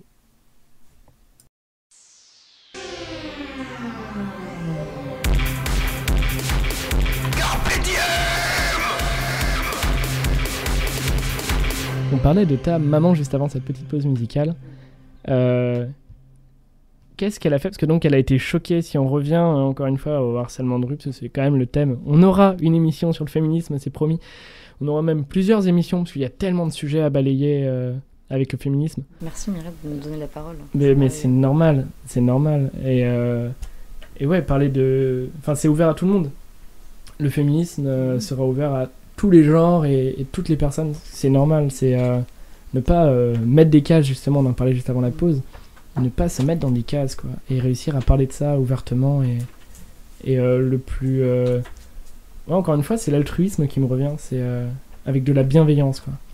Mais donc, quand on revient à l'harcèlement de rue, c'est ta maman qui a été choquée, ça n'a pas été toi. Ouais. C'est elle qui a fait ah non, c'est pas normal ça. C'est qui techniquement ta maman dans ta construction à toi? C'est qui pour toi? Waouh. Waouh. Toujours des questions simples et légères. Alors, je sais pas si elle m'écoute, mais si elle m'écoute, maman, je t'aime. Ma mère, elle m'a toujours suivie dans les passes les plus compliquées où je sortais pas de mon lit pendant plusieurs mois, dans les phases où j'ai été absolument ignoble, imbuvable dans mon comportement. L'adolescence, quoi. Ouais, même à d'autres moments, ouais, tout le temps. Et elle m'a surtout jamais jugée, elle m'a toujours laissé être qui je voulais être, m'habiller comme je le voulais, fréquenter qui je voulais. Voilà, elle a juste bien sûr veillé à ce que je me sente bien, en fin de compte, tout le temps. Elle a jamais jugé. En fait, ce que j'aime bien, c'est qu'elle me considère en tant que personne et pas qu'en tant que sa fille. Et je trouve ça très intéressant parce que du coup, moi, j'ai appris à la considérer aussi en tant que personne et je pense que ça approfondit un lien. De se détacher du lien familial en plus, je pense que c'est vraiment intéressant. Moi je l'ai clairement pris comme un exemple et j'adore quand on me dit que je ressemble à ma mère et physiquement et psychologiquement c'est très intéressant. Donc c'est un modèle. Un modèle complètement. Ok. Ouais. Et là encore on revient finalement aux références. Il y a d'autres modèles que tu pourrais avoir en général, il y a d'autres femmes que tu considères comme des modèles où tu te construis par toi-même aussi. C'est bon, déjà avoir sa mère en modèle, c'est un grand modèle, je pense. Ouais. Et je pense que c'est le modèle de beaucoup. Parce que... Et finalement, on revient à une notion qu'on a pu... on a pu en parler rapidement tout à l'heure. C'est, on est dans une génération où ça bascule. Mais finalement, la génération de nos parents aussi, ça avait basculé déjà. Ça bascule tout le temps. Ouais. Le truc de c'était mieux avant, c'est valable tout le temps, à n'importe quelle époque, c'est n'importe quoi. Ça bouge tout le temps. Ouais, les années tectoniques... Est-ce que c'était mieux avant? Bon, certes, d'accord. Bon. C'est valable par palier, on va dire. Ouais. Mais, il y a des choses à sauver, entre guillemets, oui, à chaque époque. C'est ça. Moi, je pense qu'il faut accepter, en fait. Et je me rends compte, en grandissant, parce que je me suis toujours dit, je veux pas être une vieille personne un peu grincheuse. Oh, c'était mieux avant quand j'étais jeune. Non. Et en fait, je commençais à être comme ça là, il y a quelques temps et je me suis dit, wow. Et là, d'un seul coup, j'ai pris conscience que en fait, ça bouge tout le temps. Il faut se tenir au courant. C'est que le seul moyen d'évoluer avec son temps et d'évoluer soi, en fait. Enfin, bref. Je sais plus, c'est quoi la question? J'ai eu un stock Les net. différents modèles. Les différents modèles. Si Je crois t'en que as, j'ai tu ma pourrais petite nous- sœur aussi, ouais. Ah ouais? Ouais, ma petite sœur de 18 ans, c'est un modèle dans sa façon de pas juger. En fait, ce qui est très intéressant avec ma sœur, c'est qu'elle s'habille, elle aussi, d'une certaine façon. Et en fait, moi, j'avais apporté un certain jugement. On a eu un rapport compliqué pendant quelques temps. Et un jour, je suis allée la voir, je lui ai dit, je lui ai dit, mais t'es comme ça, en fait. Et ça me fatigue. Elle me fait, mais et alors? Et alors? Et en fait, je me suis juste pris ça en pleine tronche. Et je me suis dit, ouais, de ouf, en fait, on s'en fout. Et là, ça m'a fait un déclic direct.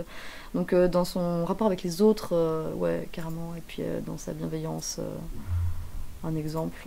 Sinon, pendant longtemps, la famille de ma mère, qui est beaucoup de femmes très fortes aussi, qui s'engagent beaucoup socialement. Et puis, sinon, je dirais l'art, en fait. Hein, vraiment, je regardais beaucoup, je peux donner l'exemple, malheureusement aussi, hein, ça m'a pas toujours bien construite de me référer aux personnages et aux rôles que je voyais dans les films, mais ouais, je dirais ma mère, l'art, ma sœur, et puis j'ai pas d'autres idées en tête, là, qui viennent sur le moment. Ça fait déjà pas mal de références pour se construire quand même. Ouais, bah après, sinon, tout nous change tout le temps, en fait. Je pense qu'il faut avoir conscience d'une chose, c'est que notre environnement entier, que ce soit les autres, ce qui est vivant ou non, tout a un impact, tout le temps, sur ce qu'on est. Et à partir du moment où on l'accepte... Enfin, je trouve que c'est important d'accepter qu'il y a peu de choses qui sont stables, en fin de compte. Et comme ça, on avance Voire mieux. Rien même de oui, stable. oui, voire rien, je suis d'accord. Ouais, c'est ça. Je pense... Non, je pense pas qu'il y ait une stabilité. Ou alors c'est peut-être pour se rassurer aussi. Une idée de stabilité, peut-être, ouais. Ouais. Oui, pour se rassurer, je pense. Parce que le changement perpétuel, ça peut aussi faire un peu... C'est épuisant. ça peut être anxieux aussi. Oui, bien Se sûr. dire, attends, là je pourrais ne plus être dans le critère de ce qu'il faudrait être finalement. Et donc se mettre une pression, se dire, si je pense comme ça, est-ce que c'est nocif pour quelqu'un? Est-ce que... Donc là, c'est réfléchir en... Déjà, il faut avoir la démarche d'y réfléchir. Ouais. Et puis il faut être dans l'idée de j'ai envie d'être une personne bienveillante. Parce qu'on peut aussi avoir une envie d'être non, bon, en fait je suis moi et puis Balèque, ouais. au pire j'écrase les autres et puis s'ils s'adaptent pas, tant pis quoi. Ça peut être aussi cette idée-là. Enfin, on pourrait l'appliquer cette idée-là. Ce qui est dommage, je pense. C'est surtout qu'en fait, si on part avec ça, le seul problème c'est qu'on peut du coup pas vivre en communauté. Point. Voilà. Et puis on évolue moins, on grandit moins, comme on se remet pas en question, je pense. Là après c'est... Je suis sûr qu'il y a des gens qui sont très carrés, très stricts, très stables entre guillemets, mais très posés sur leur appui, ils vont pas changer, qui pourraient démentir ce que je veux dire, mais je pense qu'en se remettant en question, finalement on se fait plus de bien qu'autre chose. Ah, mais évidemment. Parce que on va évoluer, on va accepter que notre référentiel et notre référence, elle n'est pas forcément vraie, et c'est notre point zéro finalement n'est pas le même pour tout le monde. Et donc ça permet d'avoir un univers personnel et une façon d'être beaucoup plus complète.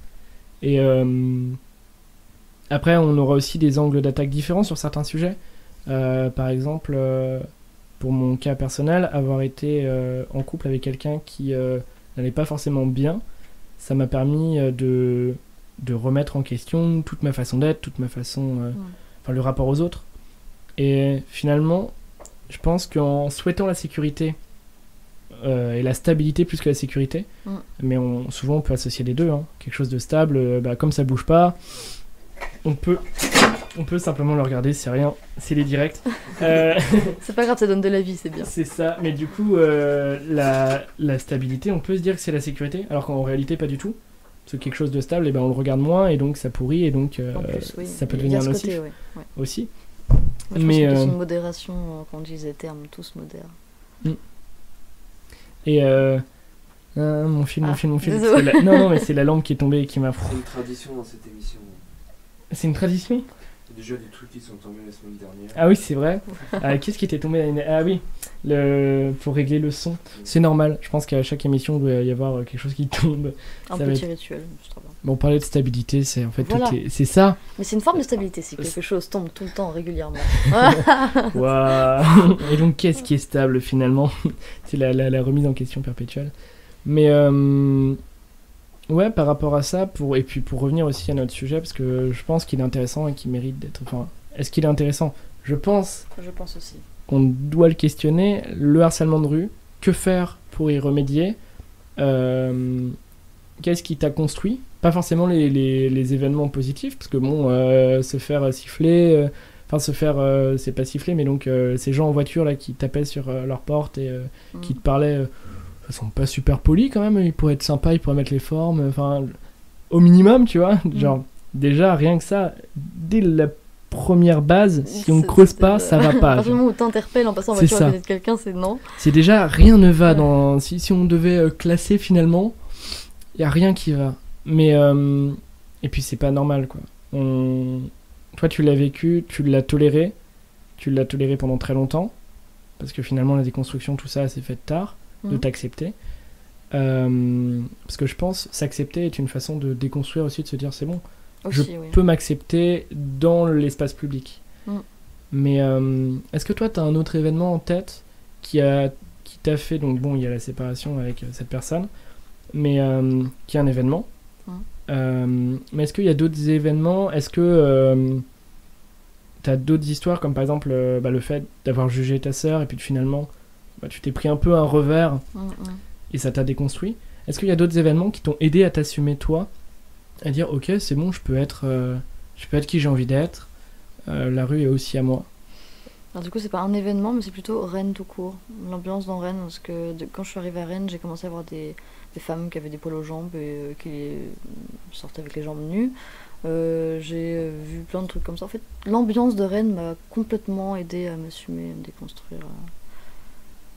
Il y a eu plein de questions intéressantes d'un coup que tu as dites et du coup je voulais toutes les choper en même temps et du coup là ça m'a mis un peu dans la brume, excuse-moi. Vrai, je suis un peu non c'est très intéressant, ça veut dire qu'il y a des choses à dire, c'est cool. Ah oui, mais je pense qu'il y a toujours des choses à dire, enfin surtout sur ce sujet qui doit être écouté et qui est pas encore mis en avant, enfin pas assez à mon goût, mais donc ça fait repenser aussi à quelque chose. Ouais, tu voulais dire quelque chose? Vas-y. Vas-y. Une anecdote où je parlais de féminisme avec deux amis. Ouais. Et si, c'est une anecdote qui peut être assez intéressante quand même, je pense. Donc on revient au féminisme. Ça t'a construit, vas-y. Ouais, non, vas-y. Okay. C'était vers la fin du confinement. J'étais rentrée dans ma région. Donc c'est récent encore. Récent, ouais. Et c'était assez brutal. Je suis restée 2 semaines. Et c'était une période où justement j'étais à un certain palier de prise de conscience du féminisme, donc j'étais plus réac.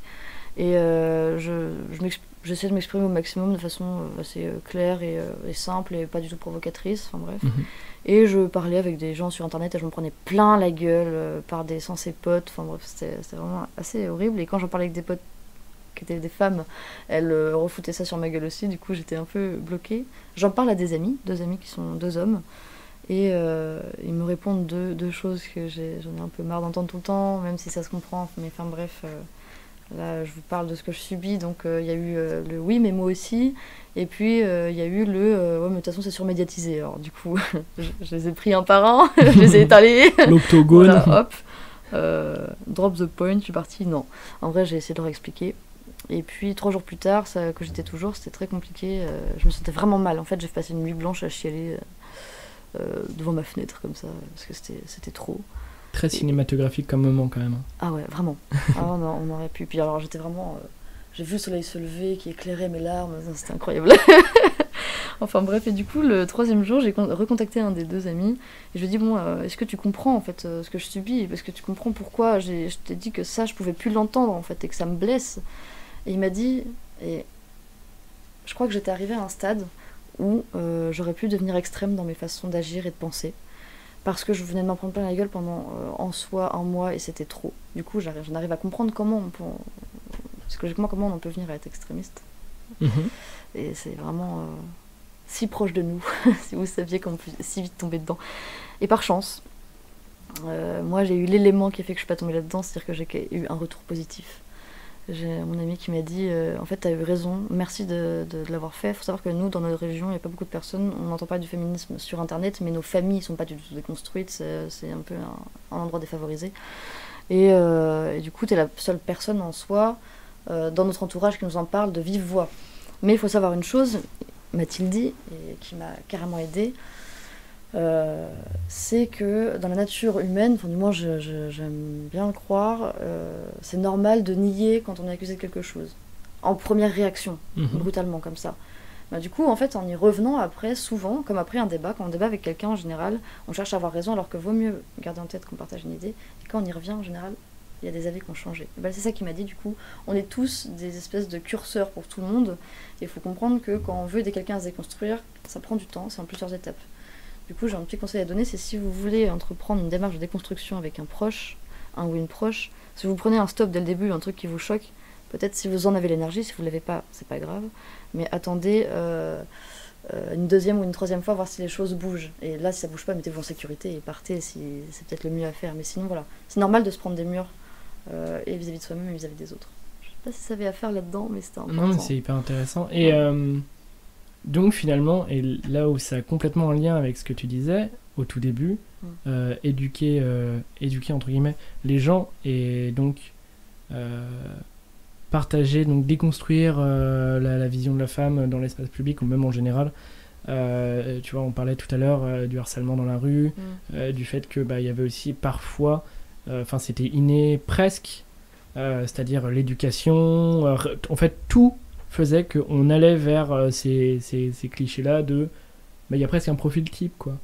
Et donc si on se confond, et je pense aussi la personne va pour sa sécurité à soi, finalement, pour sa survie, nier et être campé sur ses positions, à moins qu'on soit dans une déconstruction et l'acceptation. Oui, voilà. Mais c'est aussi, encore une fois, une démarche, et on ne nous l'apprend pas forcément, voire pas du tout, à l'école. Donc il y a ce côté-là aussi, je pense, au début on nie, et puis après on peut entendre, on peut réfléchir. Quand ça décante, on commence à se dire, ouais, c'est vrai. Sans mettre en question, ou du moins si ça arrive plusieurs fois, mais... En tout cas, si vous l'avez fait une fois dans sa vie et que d'autres personnes le font plusieurs fois, ça aura quand même eu un impact. C'est l'effet boule de neige. Il faut pas lâcher. Et pourquoi toi, t'as failli devenir passer en mode extrémisme, comme tu dis? Qu'est-ce qui, est-ce que c'est voir voir ou entendre des propos?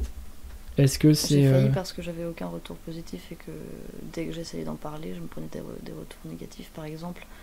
Une fois, je parlais de cette lutte du féminisme avec... je parlais de cette lutte du féminisme avec ma cousine. Et cette personne-là, elle fréquente beaucoup d'hommes... alors, je vais le dire comme ça, désolé, clichés. C'est-à-dire que ce sont des hommes qui travaillent en général dans les forces de l'ordre, qui sont assez masculins, etc. Et elle comprenait absolument pas mon combat. Donc, en fait, quand on se prend vraiment plein de choses négatives tout le temps, qu'on essaye pourtant d'inviter à déconstruire, parce que vraiment, c'était juste une période où je sentais que j'avais l'énergie de débattre, d'informer plutôt. Et c'est ce que j'essayais de faire. Et en fait, vraiment, en retour, je me prenais de l'agressivité ou vraiment des accusations... toujours un sentiment illégitime, etc. Et ben en fait, si on plonge là-dedans, on comprend carrément qu'à la fin, l'espoir il s'éteint. Et à la fin, on vient juste blesser une grosse boule de douleur et de haine. Voilà, on est humain, quoi. On n'est pas des robots. Les sentiments, les émotions, les traumas, tout s'accumule. Et est-ce que, donc dans cet extrémisme, parce que donc il a goûté finalement, un peu quand même? Peut-être. Ou pas? Avec le recul, tu penses qu'à un moment donné... Je l'ai frôlé, peut-être. Ok. Parce que... donc ma question, je sais pas si tu pourrais y répondre dans le sens où tu penses pas avoir été à l'extrême, mais est-ce que dans ce combat-là, tu t'es pas senti protégé par cette communauté en quelque sorte? C'est-à-dire, est-ce que tu t'es recroquevillé sur d'autres personnes qui étaient d'accord avec toi et tu t'es dit, ouais, c'est bon, les autres, en fait, ils comprennent pas et mon combat est légitime? Est-ce qu'il y a eu ce côté-là? Ou est-ce que, au contraire, tu t'es senti très seul et tu t'es juste dit, ou presque dit, parce que finalement, t'as pas basculé dans ce côté-là, je peux combattre uniquement seul et sinon les autres, je m'en fous. Et je mets des œillères, parce que c'est un peu ça l'idée de l'extrême en soi. Non? Est-ce qu'il y a eu... Je sais pas, je trouve que des fois, il y a des personnes extrêmes qui se rassemblent et... Moi, c'est un peu les deux. Et je me suis recroquevillée envers des personnes qui pensaient plutôt comme moi, pour pouvoir avoir des meilleurs propos, simplement, pouvoir se développer ensemble. Mais je sais pas si je vais être en hors-sujet, mais moi, il y a un truc qui me peine dans cette lutte-là, justement. Il n'y a pas de hors-sujet, hein, t'inquiète. Ok. Dans cette communauté du féminisme, ce que je trouve dommage, c'est qu'on a tendance à se... Mais en fait, non. C'est même pas dans cette cause du féminisme, c'est dès qu'on parle d'une lutte sociale. Je retrouve, moi, en tout cas, ce problème partout, c'est que on se divise sur des trucs que je trouve un peu...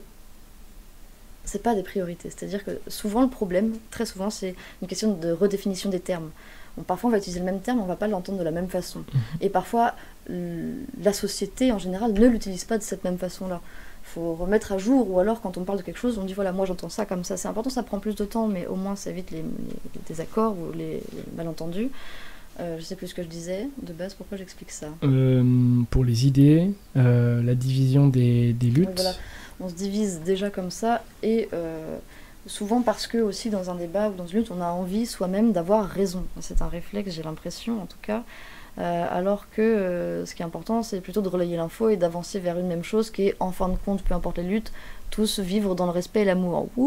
Des petites pétales de fleurs. Mais en vrai, c'est ça l'objectif, en fait. Et pour ça, il faut accepter, la première base de la vie en communauté, c'est qu'on est tous différents, et donc on peut pas tous être d'accord. Mais ce qui est important, c'est de marcher, c'est super cliché cette phrase, mais marcher ensemble dans la même direction, et pas de se regarder l'un l'autre. Il faut vraiment... L'objectif, c'est pas d'avoir raison, c'est qu'on se comprenne et qu'on se sensibilise pour avancer ensemble. Et du coup, je trouve ça dommage. Moi, ça m'est arrivé vraiment de discuter avec plusieurs femmes et de me reprendre plein d'insultes dans la gueule parce qu'on n'était pas d'accord sur certains thèmes ou certains faits, comme le hashtag Ménard-Trash, par exemple. Il y a des gens qui sont d'accord, des gens qui sont pas d'accord. Soit, ok, je comprends qu'on puisse être d'accord, pas d'accord, mais au-delà de ça, tout ce qu'on veut, c'est quand même être...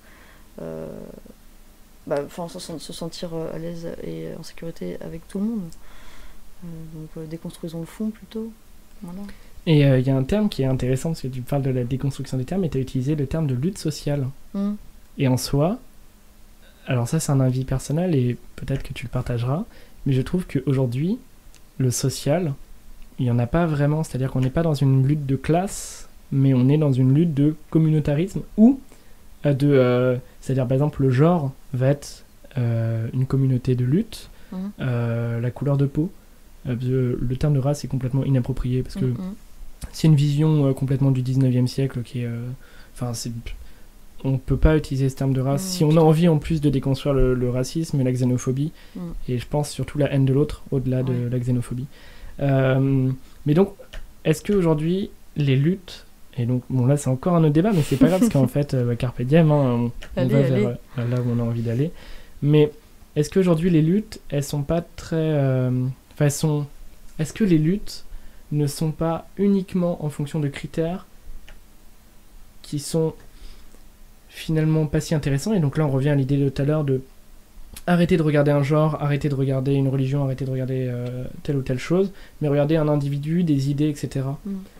Donc en divisant comme ça en sections, est-ce qu'on perd pas réellement une lutte des classes en quelque sorte, même si c'est très marxiste, 19e siècle là encore, mais... En divisant les luttes? Ouais. Mais le problème, c'est que... Excuse-moi, mais le problème, c'est qu'il y a tellement de problèmes qu'on ne peut pas ne pas diviser. On pourrait pas s'occuper de tout d'un coup, j'ai l'impression, tu vois.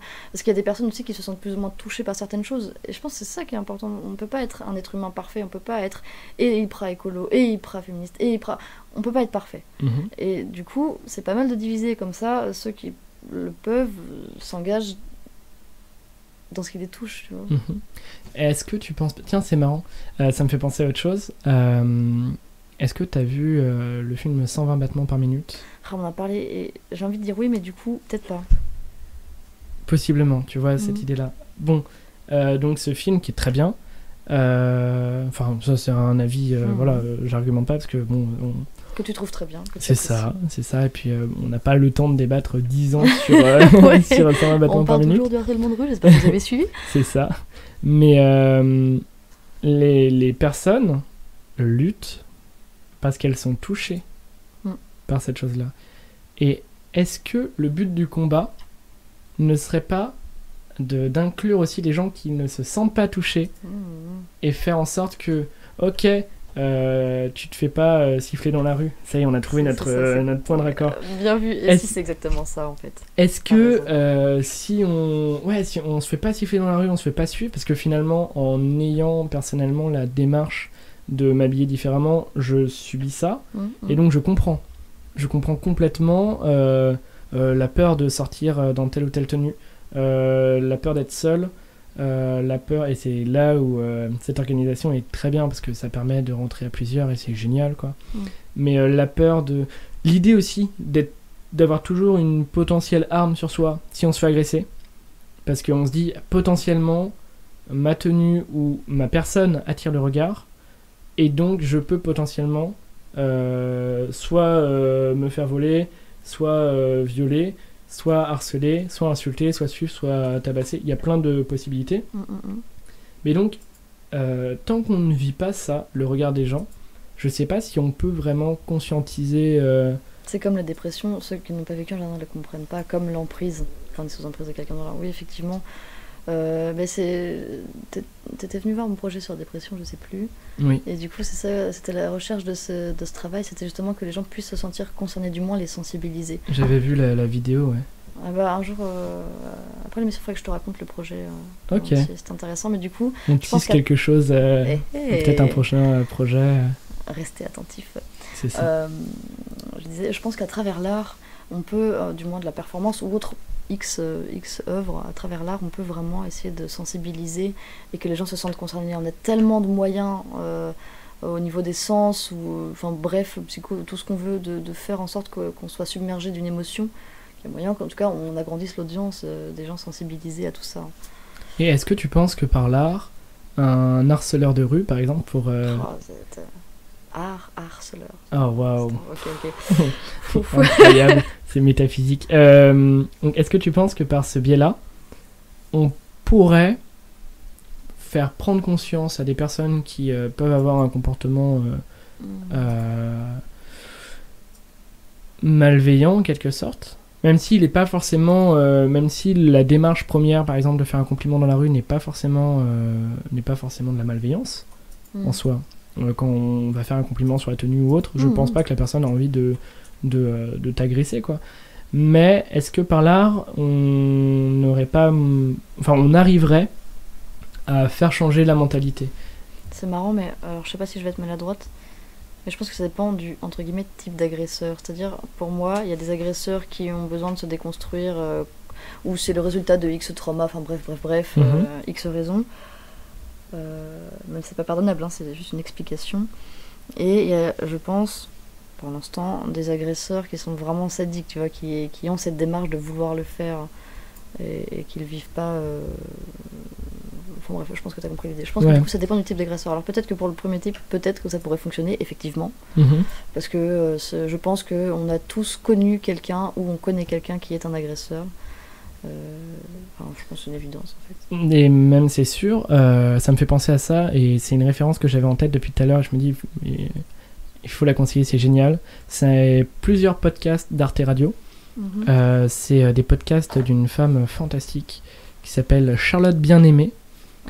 Et en fait, c'est le podcast à soi sur Arte Radio. Et ça me fait donc penser au fait de... On connaît des agresseurs, etc. Oui. On connaît même des pédocriminels, parce qu'elle utilise le terme de pédocriminel et pas pédophile, qui est bien plus adapté, le terme de pédocriminel, parce que pédophile, non, t'aimes pas un enfant en le détruisant. Mais, donc sur la pédocriminalité, elle donnait des stats que j'ai pas en tête, mais techniquement on en connaît tous, et dans ce podcast qui est très lourd, c'est fou, c'est il me semble 1h40, ou une durée assez longue, mais... sincèrement il déconstruit et waouh, et enfin on se remet vraiment en question et il y a des personnes, il y a un type qui a passé le cap de la pulsion, parce que pour lui c'était pour le coup c'était une pulsion, et il revient dessus et il se déconstruit justement, et c'est hyper intéressant. Et d'un côté on a toujours en tête qu'il a fait ces choses là et c'est compliqué, mais on écoute et on se dit ok, mais il y a peut-être un problème plus profond. Et là, encore une fois, par rapport au harcèlement de rue, parce que en discutant avec certaines personnes, parfois la réponse est oui, il faut les emprisonner, etc. Mais tu remarques que c'est un problème qui est bien plus profond, et que si on enferme un individu, en soi, le problème n'est pas du tout réglé. Parce que c'est un problème qui est beaucoup plus profond, comme je disais, et on risque à un moment donné de faire naître d'autres personnes qui continueront ce schéma-là. Et ça aussi, ce sera un sujet, je pense, de discussion, de l'enfermement, pas l'enfermement, c'est ce genre de... Ça fait penser à un film, là, d'un grand classique de deux mecs qui s'évadent et... les évader, simplement. Qui résume très bien ça, que la prison, c'est une institution qui est peut-être à revoir. Ouais. Effectivement, ce serait intéressant de voir comment est-ce qu'on traite les personnes potentiellement agressive. Et juste, je voulais revenir sur un truc qui a popé dans ma tête, on a parlé tout à l'heure de la pulsion. Ouais. En fait, ce qui est un peu difficile à entendre, c'est qu'il y a beaucoup d'hommes qui utilisent ça comme excuse. Oui, mais c'est pas de notre faute, c'est des pulsions, c'est de notre nature, on est des hommes, on est des animaux, voilà. Et c'est pour ça que pour moi c'est important vraiment de dire non, c'est pas forcément des pulsions, c'est vraiment, ça relève de votre volonté, parfois, souvent, et de votre éducation et de votre niveau de déconstruction. Vous n'êtes pas tous victimes d'une pulsion. Mais après, l'idée de pulsion, c'est pas forcément quelque chose d'inné. Tu vois, non, c'est sûr. Non, mais pour rebondir sur... il y en a forcément qui l'utilisent en guise d'excuse, c'était une pulsion, etc. Mais parfois, je pense que... et justement, en fait, on en vient au terme de conscientiser le problème et se conscientiser soi aussi, de qui on est dans l'espace public. Et ça, c'est peut-être une solution, encore une fois, en fait, à tout le monde, mais aussi aux gens qui peuvent harceler dans la rue ou qui peuvent être maladroits. Parce que j'aimerais bien aborder rapidement, ou pas d'ailleurs, aborder juste le sujet de la drague de rue, qui est un sujet qui est... à la fois, on se dit que la rue est à tout le monde, donc normalement, on pourrait aborder quelqu'un dans la rue et se dire ma démarche est correcte, mais est-ce que c'est entre guillemets tolérable, même si j'ai pas envie de donner des leçons, etc. Mais est-ce que on peut séduire et draguer dans la rue, plus que séduire, parce que bon, séduire c'est autre chose, mais draguer donc dans la rue, aller voir quelqu'un avec une démarche de rencontrer la personne plus tard ou rencontrer plus, et comment le faire? Et parce que j'imagine que toi t'as dû te faire draguer dans la rue, comme à peu près beaucoup trop de gens en fait, parfois bien j'imagine, parfois mal.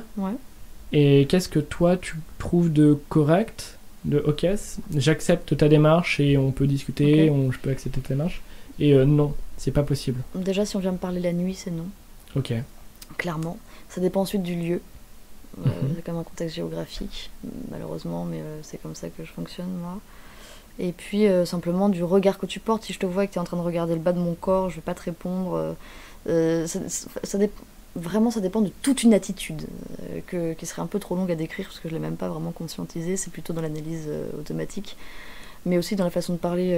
Moi, j'accepte personnellement quand on vient me dire bonjour, excusez-moi. Déjà, juste par exemple, venir dire qu'on trouve quelqu'un de beau, moi je trouve ça intéressant, mais il y a des personnes qui peuvent pas l'entendre. Le problème, voilà, c'est qu'il n'y a pas une seule bonne réponse, hein. C'est que, évidemment, ça dépend vraiment de chacun et de notre sensibilité. Mais moi, si on vient me voir et qu'on me dit, excusez-moi, voilà, j'aime bien, moi j'aime bien, là ça va. Mais surtout, c'est respecter le consentement. Si à partir du moment où on dit non, où la personne trace, stop, point. Drop the point, il n'y a pas à aller plus loin. C'est surtout réussir à pas... Enfin, réussir, non, on n'insiste pas tout court, c'est pas non plus insurmontable à faire. Donc, être dans l'écoute, l'écoute, quoi. Simplement, et puis garder une distance physique aussi, vraiment. Surtout dans la période. Surtout dans la période, on est d'accord. Ah, je pensais qu'on allait réussir à pas parler du Covid. Dommage. Mais au-delà de ça, quoi, garder une distance... Voilà, c'est toute une attitude, quand même. Ne pas rentrer dans le... Dans l'intimité. C'est ça.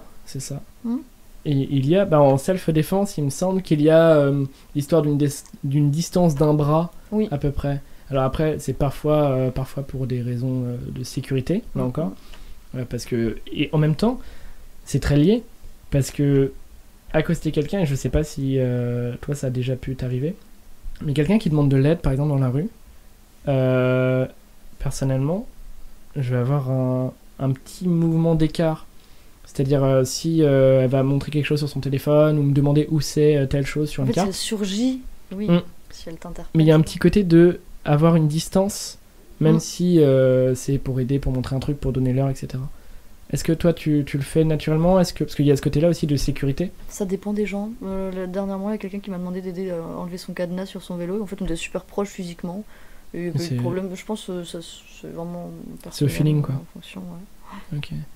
Et est-ce que tu aurais, même si comme tu disais, chaque personne a sa façon d'être, etc., mais est-ce que tu penses qu'il y aurait une sorte, c'est beaucoup de peut-être, potentiel, etc., mais est-ce qu'il y aurait une façon d'être, non pas universelle, mais qui serait acceptée par la plupart, c'est-à-dire la politesse, déjà, du coup, ça c'est assez universel, je pense. La politesse, la distance, le calme. Le calme, ok. Bien sûr, quelqu'un qui vient en criant, c'est... Oui, et puis il y a aussi le langage qui va être employé. Et puis, quelle demande on fait? Si on demande directement le numéro, bon, pas forcément. Et puis pareil, ça dépend aussi si on vient complimenter, comment on vient complimenter, parce qu'on demande pas forcément d'avis. Hein, donc ça aussi, c'est encore compliqué. Mais voilà, ça dépend de la demande à proprement dit. En fait, il y a vraiment toute une liste à voir. Et puis juste... voilà, c'est ça que j'ai envie de dire. Rester calme, rester distant, parce qu'on peut avoir peur sinon que la personne nous saute dessus à n'importe quel moment. Et puis attention à son vocabulaire, l'intonation aussi est très importante. Et puis peut-être faire attention avant d'aller aborder quelqu'un à comment elle se comporte. Si c'est quelqu'un qui a ses écouteurs, peut-être on peut l'éviter. Si c'est quelqu'un qui marche vite, c'est peut-être quelqu'un qui peut être pressé. À faire attention à tout l'environnement qu'il y a vraiment. Je pense c'est très très profond. Donc encore une fois, être à l'écoute Voilà, de oui, ce en qui fin nous de compte, entoure. c'est ça. En fin de compte, je pense pour ça qu'il faudrait développer de l'empathie, comme tu disais, et c'est effectivement pour que l'autre puisse comprendre ce qu'on vit. Ça serait super intéressant. Donc habillez-vous d'une façon différente si, pour pouvoir subir le regard des autres finalement, pour conscientiser ça. Ouais, c'est pas une mauvaise idée. Carrément, ouais, effectivement. Après, c'est parfois dur. Hein. Je sais que... C'est super dur, faut se sentir prêt pour le faire. Hein. Et puis accompagner, c'est bien aussi. Quand même. Hein. Parce que moi j'étais avec un ami, j'ai une anecdote qui revient comme ça, c'était un homme. Et on avait traversé la dalle de Canet et il avait du vernis, c'est tout. Et D'accord. On a failli se faire agresser à balle. Pour ça. Il l'a verbalisé, parce qu'il avait du vernis. D'accord. Donc bon, faut faire attention. Ce qui est triste en soi, parce que bon, c'est du terrible, vernis... c'est terrible. Oh là là, fou, quelle agression quoi, d'avoir du vernis. C'est fou, hein. Enfin, franchement, ça me... Pourquoi? Enfin... Je peux pas supporter ça. Ouais. Non, c'est... Il n'y a pas forcément de raison, là dernièrement aussi, je sais pas si t'as vu, je sais pas si je te coupe. Non. Il y a eu des témoignages d'agression sur Sainte-Anne sans aucune raison. Vraiment de façon spontanée, et, sans vol, à la suite juste comme une sorte de concours de qui tabassera le plus de monde. Mais il y avait eu ça à une époque, mais là ça sort finalement des schémas classiques. Il y avait eu le... C'est pas genre le One Punch Challenge, mais un truc dans le genre. Où le but c'était de frapper quelqu'un sans lui parler avant. Et le but c'était que la personne fasse un KO sur un coup de poing. Et ça a pas duré très longtemps, c'était aux alentours de 2016-2017 par là. Wow, un peu avant. Parce qu'il y avait eu déjà quelques cas en France, et il y avait quelques groupes de personnes qui le faisaient. Mais ça s'est pas généralisé. Mais là aussi, il y a la question finalement de la violence dans la rue, de est-ce non, on peut pas tout faire, mais comment certaines personnes s'approprient la rue de façon violente, comment réagir à ça? Parce qu'en soi, il y a une autre question, c'est ok, ouais, l'éducation c'est hyper important. Peut-être de la persuasion, je pense. Mais comment on fait face à ça? Comment toi, par exemple, t'as pu réagir face à des gens qui t'ont sifflé ou qui t'ont suivi pour des cas plus agressif? Comment toi tu réagis? Quand c'est comme ça dépend vraiment de mon humeur. Des fois, je prends un gros risque et je les envoie chier. Je devrais pas faire ça. Pas forcément. Des fois, ça nous met juste encore plus en danger. Des fois, ça va juste déclencher le fait qu'il va passer à l'acte. Donc, mais ça, on peut pas le savoir. On essaie de le calculer avant, mais bon. Du coup, il y a la peur aussi qui t'anime. Justement, c'est ça. Mais c'est que la peur. Un des premiers souvenirs que j'ai de Rennes, c'est vraiment quand je faisais Sainte-Anne-Villejean à pied. Je me suis pas du tout fait agresser ni aborder, mais alors ce sentiment de peur est incroyable. Il est vraiment prenant. Et donc ta réaction? Comment je réagis, voilà, c'est ça. Quand je me fais suivre, en général, j'essaie d'aller dans les coins qui sont illuminés. Une fois, je suis allée voir un groupe de gens, juste, je me suis intégrée en mode je suis suivie, et puis j'ai fait genre, je les connaissais. Voilà, je fais ça, ou alors sinon j'essaie de les semer et puis je flippe, voilà. Mais je réponds pas tout le temps, vraiment, parce que j'ai trop peur d'une éventuelle réaction. Après, ça dépend. Si je suis pas seule, là par contre, je vais avoir beaucoup plus de répondants et je serai beaucoup plus confiante, quoi. Et là, moi je sais que ça m'est arrivé une fois avec un ami, là on était dans un parc pas très loin de Kennedy, et il y a une femme qui traversait sous un lampadaire, il faisait nuit, et il y avait un groupe d'hommes, peut-être 5-7, qui étaient dans le noir, donc on les avait pas vus. Mais à un moment, on a entendu siffler, on fait ouais, madame, avec ton beau cul, reviens. Et j'étais en mode, j'ai fait mais ta gueule, laisse-la tranquille, j'ai hurlé ça. C'est-à-dire que nous, ils nous voyaient, et bon, par chance, elle a pu filer, ils l'ont lâché. Alors vraiment, on était deux, et on a regretté pendant 5 secondes, on s'est dit, mais ils vont nous sauter à la gueule, et en fin de compte, je pense que le plus important, je sais pas si tu connais cette chaîne sur YouTube qui s'appelle Réac, je sais pas quoi là. C'est une chaîne d'expérience sociale où en fait ils font ils se mettent dans des situations types avec des acteurs pour voir si les gens réagissent ou pas. Et en fait on soulève un problème, c'est que le problème c'est que tout le monde a peur de réagir, mais en fait si vous réagissez, souvent il y a une deuxième personne qui réagit, et ça fait des réactions en chaîne, et donc plus de sécurité. Et les gens oseront de moins en moins, logiquement, si on continue là-dessus, réagir.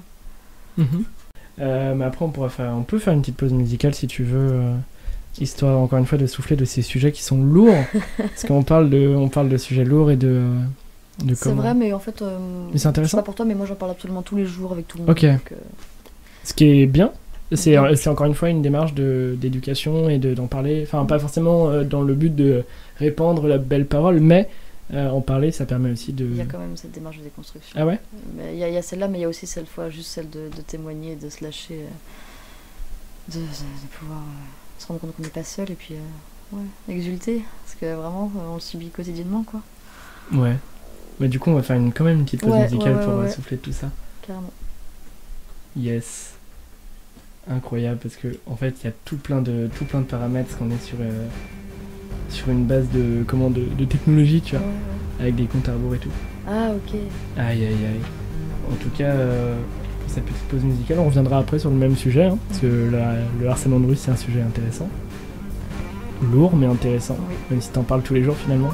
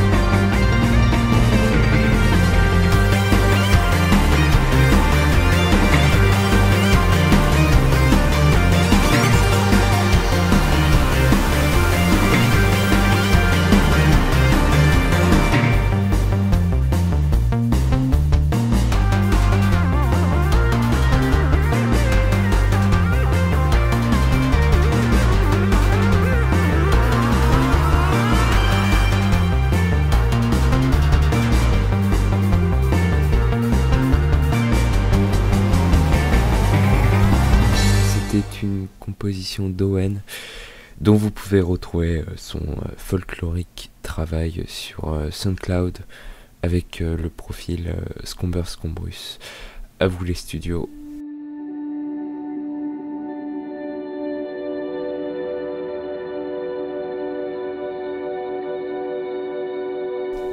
Carpe diem. Radio Vagabonde.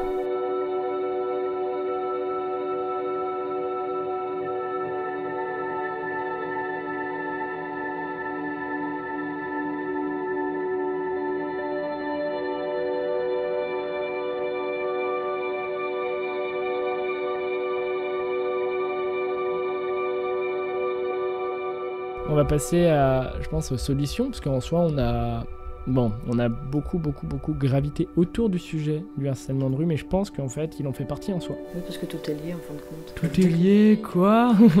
Hein, le complot. Mais quelles seraient les solutions? Parce que là, on a un quart d'heure à peu près pour dialoguer autour de solutions possibles. Qu'est-ce que toi, t'as pu mettre en place et qui a pu fonctionner? Pour ma sécurité? Pour ta sécurité, ouais. Ou pour inviter les agresseurs à se remettre en question? Ah, on peut faire les deux. Je pense que la sécurité, ce sera un truc plus... En fait, dans les solutions, on a la sécurité qui est immédiat, finalement. Quelque chose de... Voilà, on peut pas, comme je disais tout à l'heure, finalement, on peut pas éduquer maintenant, comme ça. Imaginons quelqu'un aussi, on fait non, tu peux pas ça. Et le mec fait ah ouais, ah pardon. Oui, voilà, je pense, ce serait super cool. Mais bon, si on revient encore au fait qu'on nie d'abord, je pense pas que la personne va se changer, va se déconstruire et faire ouais, j'avoue. Ça peut arriver, hein. C'est rare. Ça peut arriver, ouais. Ah ouais. Mais ça reste rare, quoi. C'est dommage, mais bon, ça reste rare. Donc, on peut parler de notre sécurité avant tout. Enfin, avant tout, premièrement. Comme ça, on a une possibilité là, tout de suite, en sortant, on pourrait presque l'appliquer. Et après, qu'est-ce qui ferait on peut rendre la société meilleure en quelque sorte. Est-ce que toi t'as des idées sur ta sécurité personnelle? Qu'est-ce qui fonctionne? Qu'est-ce qui fonctionne? Tout ce que j'ai dit tout à l'heure en fin de compte. Vraiment, sortir en groupe? Sortir en groupe, la façon dont je m'habille, les chemins que triste, quand même. Bah t'as vu comment je suis habillée? J'aime bien cette tenue, mais... Après ça fait mal au cœur quand même de se dire on est obligé d'adapter notre tenue pour les autres. Ouais. On peut pas être soi, c'est fou, hein. Oh waouh. Et les gens, c'est un petit effort. Non, bah non, parce que c'est toute sa vie, en fait. Aïe. Ouh. C'est comme si les personnes qui n'aimaient pas être habillées comme nous, on les forçait à s'habiller comme nous tout le temps. Ouais, on agresse. Encore une fois. Ouais, non, mais moi... On agresse leur pauvre rétine là. Oh les pauvres. Invivable. Ils sont obligés de le dire. Hein. Puis ils sont obligés de nous regarder. Enfin, bien sûr. Donc finalement, l'immédiat, faudrait peut-être qu'on applique aussi le long terme, rapidement. Oui. Écoute, pour l'instant, je sais pas. Dis-moi plutôt toi, si tu as déjà réfléchi, ça m'intéresse. Pour rebondir. Moi je pense l'art, finalement ensuite qui a déjà réfléchi, l'art en soi c'est une solution, je pense. Les références culturelles, les débats aussi. Oui. Je sais que, pour ma part, l'internat et les débats à l'internat m'ont énormément construit. Ouais. Et bon là c'est un contexte particulier, l'internat, etc. Tout le monde ne le vit pas, mais les débats avec les potes d'horizons très différents et en écoutant réellement et en acceptant aussi, en fait, mettre son ego de côté, quoi. Oui, voilà, c'est ça. Genre, je pense qu'on avancera beaucoup plus si tout le monde, à un moment donné, disait moi, je l'accepte, il est comme ça, mais si quelqu'un n'est pas d'accord avec moi, je dois pas imposer mon ego et ma façon de penser. J'ai une question qui me vient pour toi, là. Imagine, t'as dit les références culturelles, c'est intéressant parce que qu'est-ce qu'on fait d'un enfant qui est dans une famille défavorisée, donc imaginons très pauvre, imaginons peu d'accès à la culture, et puis c'est pas le mood de la famille ni de son éducation. Comment tu fais alors? Alors imagine que c'est un enfant qui a grandi. Alors pour le coup, j'ai été directement en lien avec ça, parce que je viens plus ou moins de la campagne, et donc c'est aussi un milieu défavorisé. Ouais. Parce qu'en soi, on a des références et on s'y ancre, comme tout le monde en fait. C'est-à-dire que quand j'y vais, je passe pour un ovni, parce que j'ai pas les mêmes références, etc. Mais je pense, et là c'est à la fois de l'espoir et une utopie, et en même temps, je me base sur un type qui s'appelle Boris Cyrulnik, qui parle de c'est la résilience. En fait, c'est un type qui a beaucoup trop de casquettes, mais genre il est sociologue, il est éthologue, il me semble. Enfin, il a plein de casquettes. C'est un type qui est très très très très intéressant, qui est des années 30. Donc il commence à se faire vieux, mais donc il a pu aussi faire mûrir son truc. Et en fait, pour lui, un enfant qui est né sans... alors il y a un côté très scientifique aussi. Hein. Ok. Mais donc, un enfant qui est né sans lien affectif n'a pas des réactions normales. C'est-à-dire que, et là on revient finalement au schéma que tu disais tout à l'heure, les traumas, etc. Et donc il parle d'une expérience réelle où c'est des enfants qui étaient maltraités, qui ont été récupérés et qui ont reçu, après la socialisation primaire, donc l'éducation en quelque sorte, ils ont reçu un lien affectif et on les a réapprivoisés en quelque sorte. Et la plupart d'entre eux ont réussi à devenir des, entre guillemets, bonnes personnes. C'est génial. C'est-à-dire que pour lui, et donc ils ont fait la même expérience avec des animaux, parce que pareil, c'est encore une démarche scientifique. C'est une conférence qu'il a fait pour PACES Lyon, je crois, qui est trouvable sur YouTube, sur la théorie de la résilience. Ça dure 1 heure ou 2, c'est une conférence, donc c'est un peu long, c'est un peu dense. Le ton est très... c'est un cours magistral, quoi. Ouais. Mais il y met beaucoup d'humour. C'est un type qui a justement... Je pense que c'est comme ça qu'il l'a eu, mais après, ça serait très intéressant un jour de le rencontrer. Il a eu une vie fracassée. C'est-à-dire qu'il a dû... Enfin, il a perdu ses parents, parce qu'il était juif, donc. Donc il a perdu ses parents, il a failli être arrêté par la Gestapo, je crois, en tout cas par les nazis. Donc vraiment un bon personnage. Ouais, un passé très très violent, dès tout petit, et il en parle, et il parle aussi du côté abstrait du souvenir. C'est-à-dire, on n'a pas un souvenir précis en fait. très souvent. Mais ça, c'est un autre débat, mais qui est très intéressant aussi. C'est-à-dire que ce qu'on vit, on n'a pas une vérité dessus nous-mêmes. On n'a pas la vérité. Parce que c'est des fragments comme ça, et puis ça se recompose, et en fait, il raconte, et lui, il est certain qu'il y a telle chose dans cette maison où il a été. Pas du tout. Et ça n'a jamais existé. Donc finalement, le cerveau se recrée une image aussi. Mais là, c'est un autre débat qui est hyper intéressant, parce que la question de la mémoire aussi, je pense que c'est un truc à creuser. Mais ça sera peut-être l'objet d'une future émission. Mais en gros, donc, sur cette théorie de la résilience, pour lui, un individu et un animal, mais de toute façon, nous sommes des animaux, genre... un être vivant. Un être vivant. Même peut-être un caillou, mais ça, c'est approuvé. Donc, un être vivant est capable de se reconstruire et si on lui donne les bonnes choses, en fait. D'où l'importance de débattre, l'importance de sensibiliser... De pas condamner dans un jugement. Ouais. Merci, maman. Carrément. Ouais.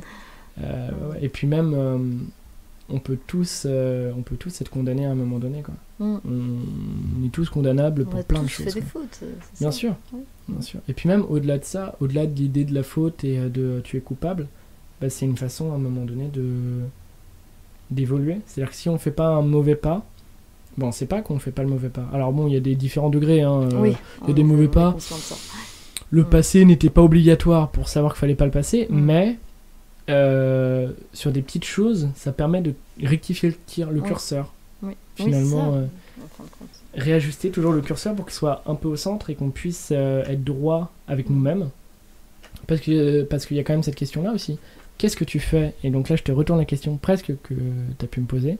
Qu'est-ce que tu fais avec quelqu'un qui a une identité très inscrite, qui croit se connaître, mais qui n'est pas, j'allais dire pas appréciable, non, mais je vois ce que tu veux dire. Qui n'est pas bénéfique pour la société. Comment on peut faire ? Eh ben, c'est une bonne question, parce que ça dépend de son environnement social. Je pense que ce qui nous permet de nous remettre en question, de nous reconstruire, déconstruire, reconstruire, c'est nos fréquentations. Et ce que propose la ville, pourquoi pas dans l'environnement aussi, hein. Là, venez tous à Rennes, quoi. Oui, c'est le mot. En gros, c'est ça. C'est... Ah là là. Et en même temps, je me dis, si c'est une personne qui est justement en environnement vraiment merdique à ce fait, qui a personne de ça dans son entourage, parce que ça existe, j'avoue que là, je sais pas. En fait, je bloque un peu. Je me dis, il faudrait organiser des stages ou des assos qui... Se trouver une passion, moi, je pense. Se trouver une passion, ouais, ça dépend quelle passion. Hein. Oui et non. Quelle passion ne serait pas... Parce que à partir du moment où on a une passion et où on la creuse, je pense n'importe laquelle... Oui, mais si c'est une personne qui est en dépression, par exemple, imagine. Alors, on peut pas juste se trouver une passion, c'est pas aussi simple. Des fois, ça mettrait 40 ans, tu vois. Ouais, mais... Si on a besoin d'un truc qui fonctionne sur le moment, là, genre demain, on sait qu'il y a cette personne, comment on lui apporte de l'aide ? Je me dis peut-être avec, justement, là, du coup, moi, je me réfère à l'art. Pas la passion, mais l'art, peut-être avec des performances qui sont accessibles dans la rue. Là, je pense au théâtre de rue, ou au genre de trucs comme ça, aux expositions. Peut-être que ça peut interpeller comme ça, aussi, je sais pas. Donc, finalement, on peut considérer ça comme de l'art ou pas, mais les messages, les affiches qui sont collées dans les rues, tu penses que ça fonctionne et... Carrément. Moi, ça m'a aidé à prendre conscience que je me suis fait violer plein de fois. Ok. Déjà. Bon, on est cru ou on l'est pas, quoi. Ouais, mais c'est une prise de conscience violente aussi. Je pense qu'il y en a. Et en même temps, j'ai des potes qui se sont dit, attends, mais pour que ça en arrive à être collé, qu'est-ce qui se passe ? Et de là, il s'est intéressé au féminisme alors qu'avant, pas du tout. Okay. Et en même temps, ça m'est arrivé à un autre pote de se dire, attends, je crois qu'il connaissait quelqu'un qui était dans l'équipe de personnes qui collaient. Et en fait, il s'est dit, mais attends, mais pourquoi elle va faire ça, cette personne ? Et un jour, il allait lui reparler. Et en fait, elle lui a dit, voilà, ça, tu m'as fait ça un jour, tu t'en es pas rendu compte. En fait, ça m'a bousillé. Voilà, enfin, je pense que c'est vraiment X situation, X contexte, ça peut être utile. Mais donc, finalement, le dialogue. Voilà, c'est ça. C'est le dialogue, le maître mot de... Oser parler, oser témoigner. C'est jamais illégitime, c'est jamais inutile. Vraiment. Et puis même discuter avec plein de personnes. C'est ça. Et puis surtout, si vous... Excuse-moi, mais si jamais un jour vous pensez avoir fait quelque chose de grave, ou que vous considérez grave, enfin bref, quelque chose qui puisse être blessant, n'ayez pas peur aussi d'en parler à un ami si vous pensez que vous pouvez, parce qu'il peut vous aider à vous déconstruire, vous reconstruire, donner un avis. Le pire à faire, c'est de se renfermer, vraiment. Et puis déjà, c'est que le premier pas est fait. Si on arrive à savoir que l'on a Déjà. fait quelque chose de grave, entre C'est guillemets, vrai. parce que parfois on peut se dire avoir fait quelque chose de grave, mais ça dépend de du référentiel aussi. Bah, j'ai une amie, c'est marrant que tu dis ça, hier soir qui a reçu une demande chiante. Elle a envoyé à un pote, envoie-moi une photo de groupe STP. Le mec lui envoie et le mec lui répond, et j'ai quoi en échange? Putain, et genre on est allé fumer une clope sur le balcon, genre on en a vraiment, ça nous épuise, c'est tellement tout le temps, tu vois. Et là elle disait, j'en ai marre, j'ai envie de donner une réponse qui est constructive ce soir, j'ai pas envie d'envoyer un troll, qu'est-ce que je peux faire? Et on y a réfléchi, et en fait elle a fini par lui envoyer et comment tu penses que je prends ce que tu m'envoies? Comment tu penses que j'ai pris ta demande? Et là d'un coup le mec c'est, bah non, pas ouf en fait, c'est vrai, t'as raison. Alors il s'est justifié alors qu'il n'y a pas de justification, mais bon bref, déjà il a réagi, il dit ouais c'est vrai, pas ouf en fait. Et du coup, elle a dit, bah ouais, et pourquoi, à ton avis? Elle l'a invité à se remettre en question. Il s'est remis en question, il a fait, ok, ça arrivera plus. Il a dit ça. Alors, on ne sait pas s'il va peut-être faire plus attention à son rapport aussi avec les autres personnes avec qui il va communiquer, mais en tout cas, je sais plus pourquoi je te disais ça, mais... Le dialogue. Voilà, le dialogue. Le dialogue. C'est cool. Finalement, le maître mot de cette émission, Le dialogue, l'écoute, voilà. Le partage. le partage. Et je pense qu'on va peut-être conclure sur un conseil que tu pourrais donner, ou si tu avais toi une idée particulière, une phrase particulière qui aurait pu t'aider. Faire de soi-même son meilleur ami déjà, se considérer Ok. comme un ami et surtout s'entourer de personnes qui nous aiment vraiment, c'est super important pour tout, pour évoluer soi et dans l'environnement.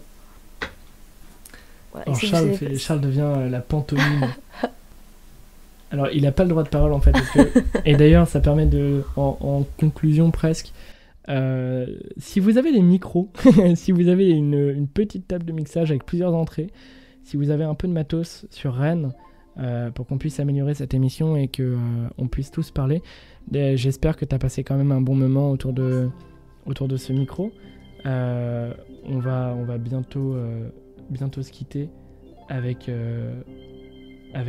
voilà, 3-4, la pantomime, c'est ça qui est problématique. Donc on va bientôt se quitter, et merci d'avoir été là, merci d'avoir répondu présent à cette émission. Merci. Face à face. Est-ce que je peux juste dire un tout petit truc? Ouais. Si vous savez pas qui parler, les modérateurs de Safe Folk qui sont là pour vous, sans Ouais. jugement. Voilà, Ouais. super important, Safe Folk sur Facebook. Et merci à vous, l'équipe de Carpe Diem, sur les myriades, c'était vraiment enrichissant pour moi. Désolée. Non. J'ai passé un super moment et avec plaisir je reviendrai dans Mais en le tout- studio. En tout cas, le micro est toujours ouvert. Et puis pareil, si vous avez du matos, si vous voulez venir participer à cette émission, si vous avez des sujets, si toi après tu as un sujet, tu te dis ça serait trop bien de parler de ça. Voilà, je crois qu'on en a un peu en stock. Et merci pour les auditeurs, en fait, on a vu vos Ouais. messages. Merci C'est à vous super d'avoir été plaisir. là. Ça nous encourage à continuer. Exact, et surtout, Carpe Diem.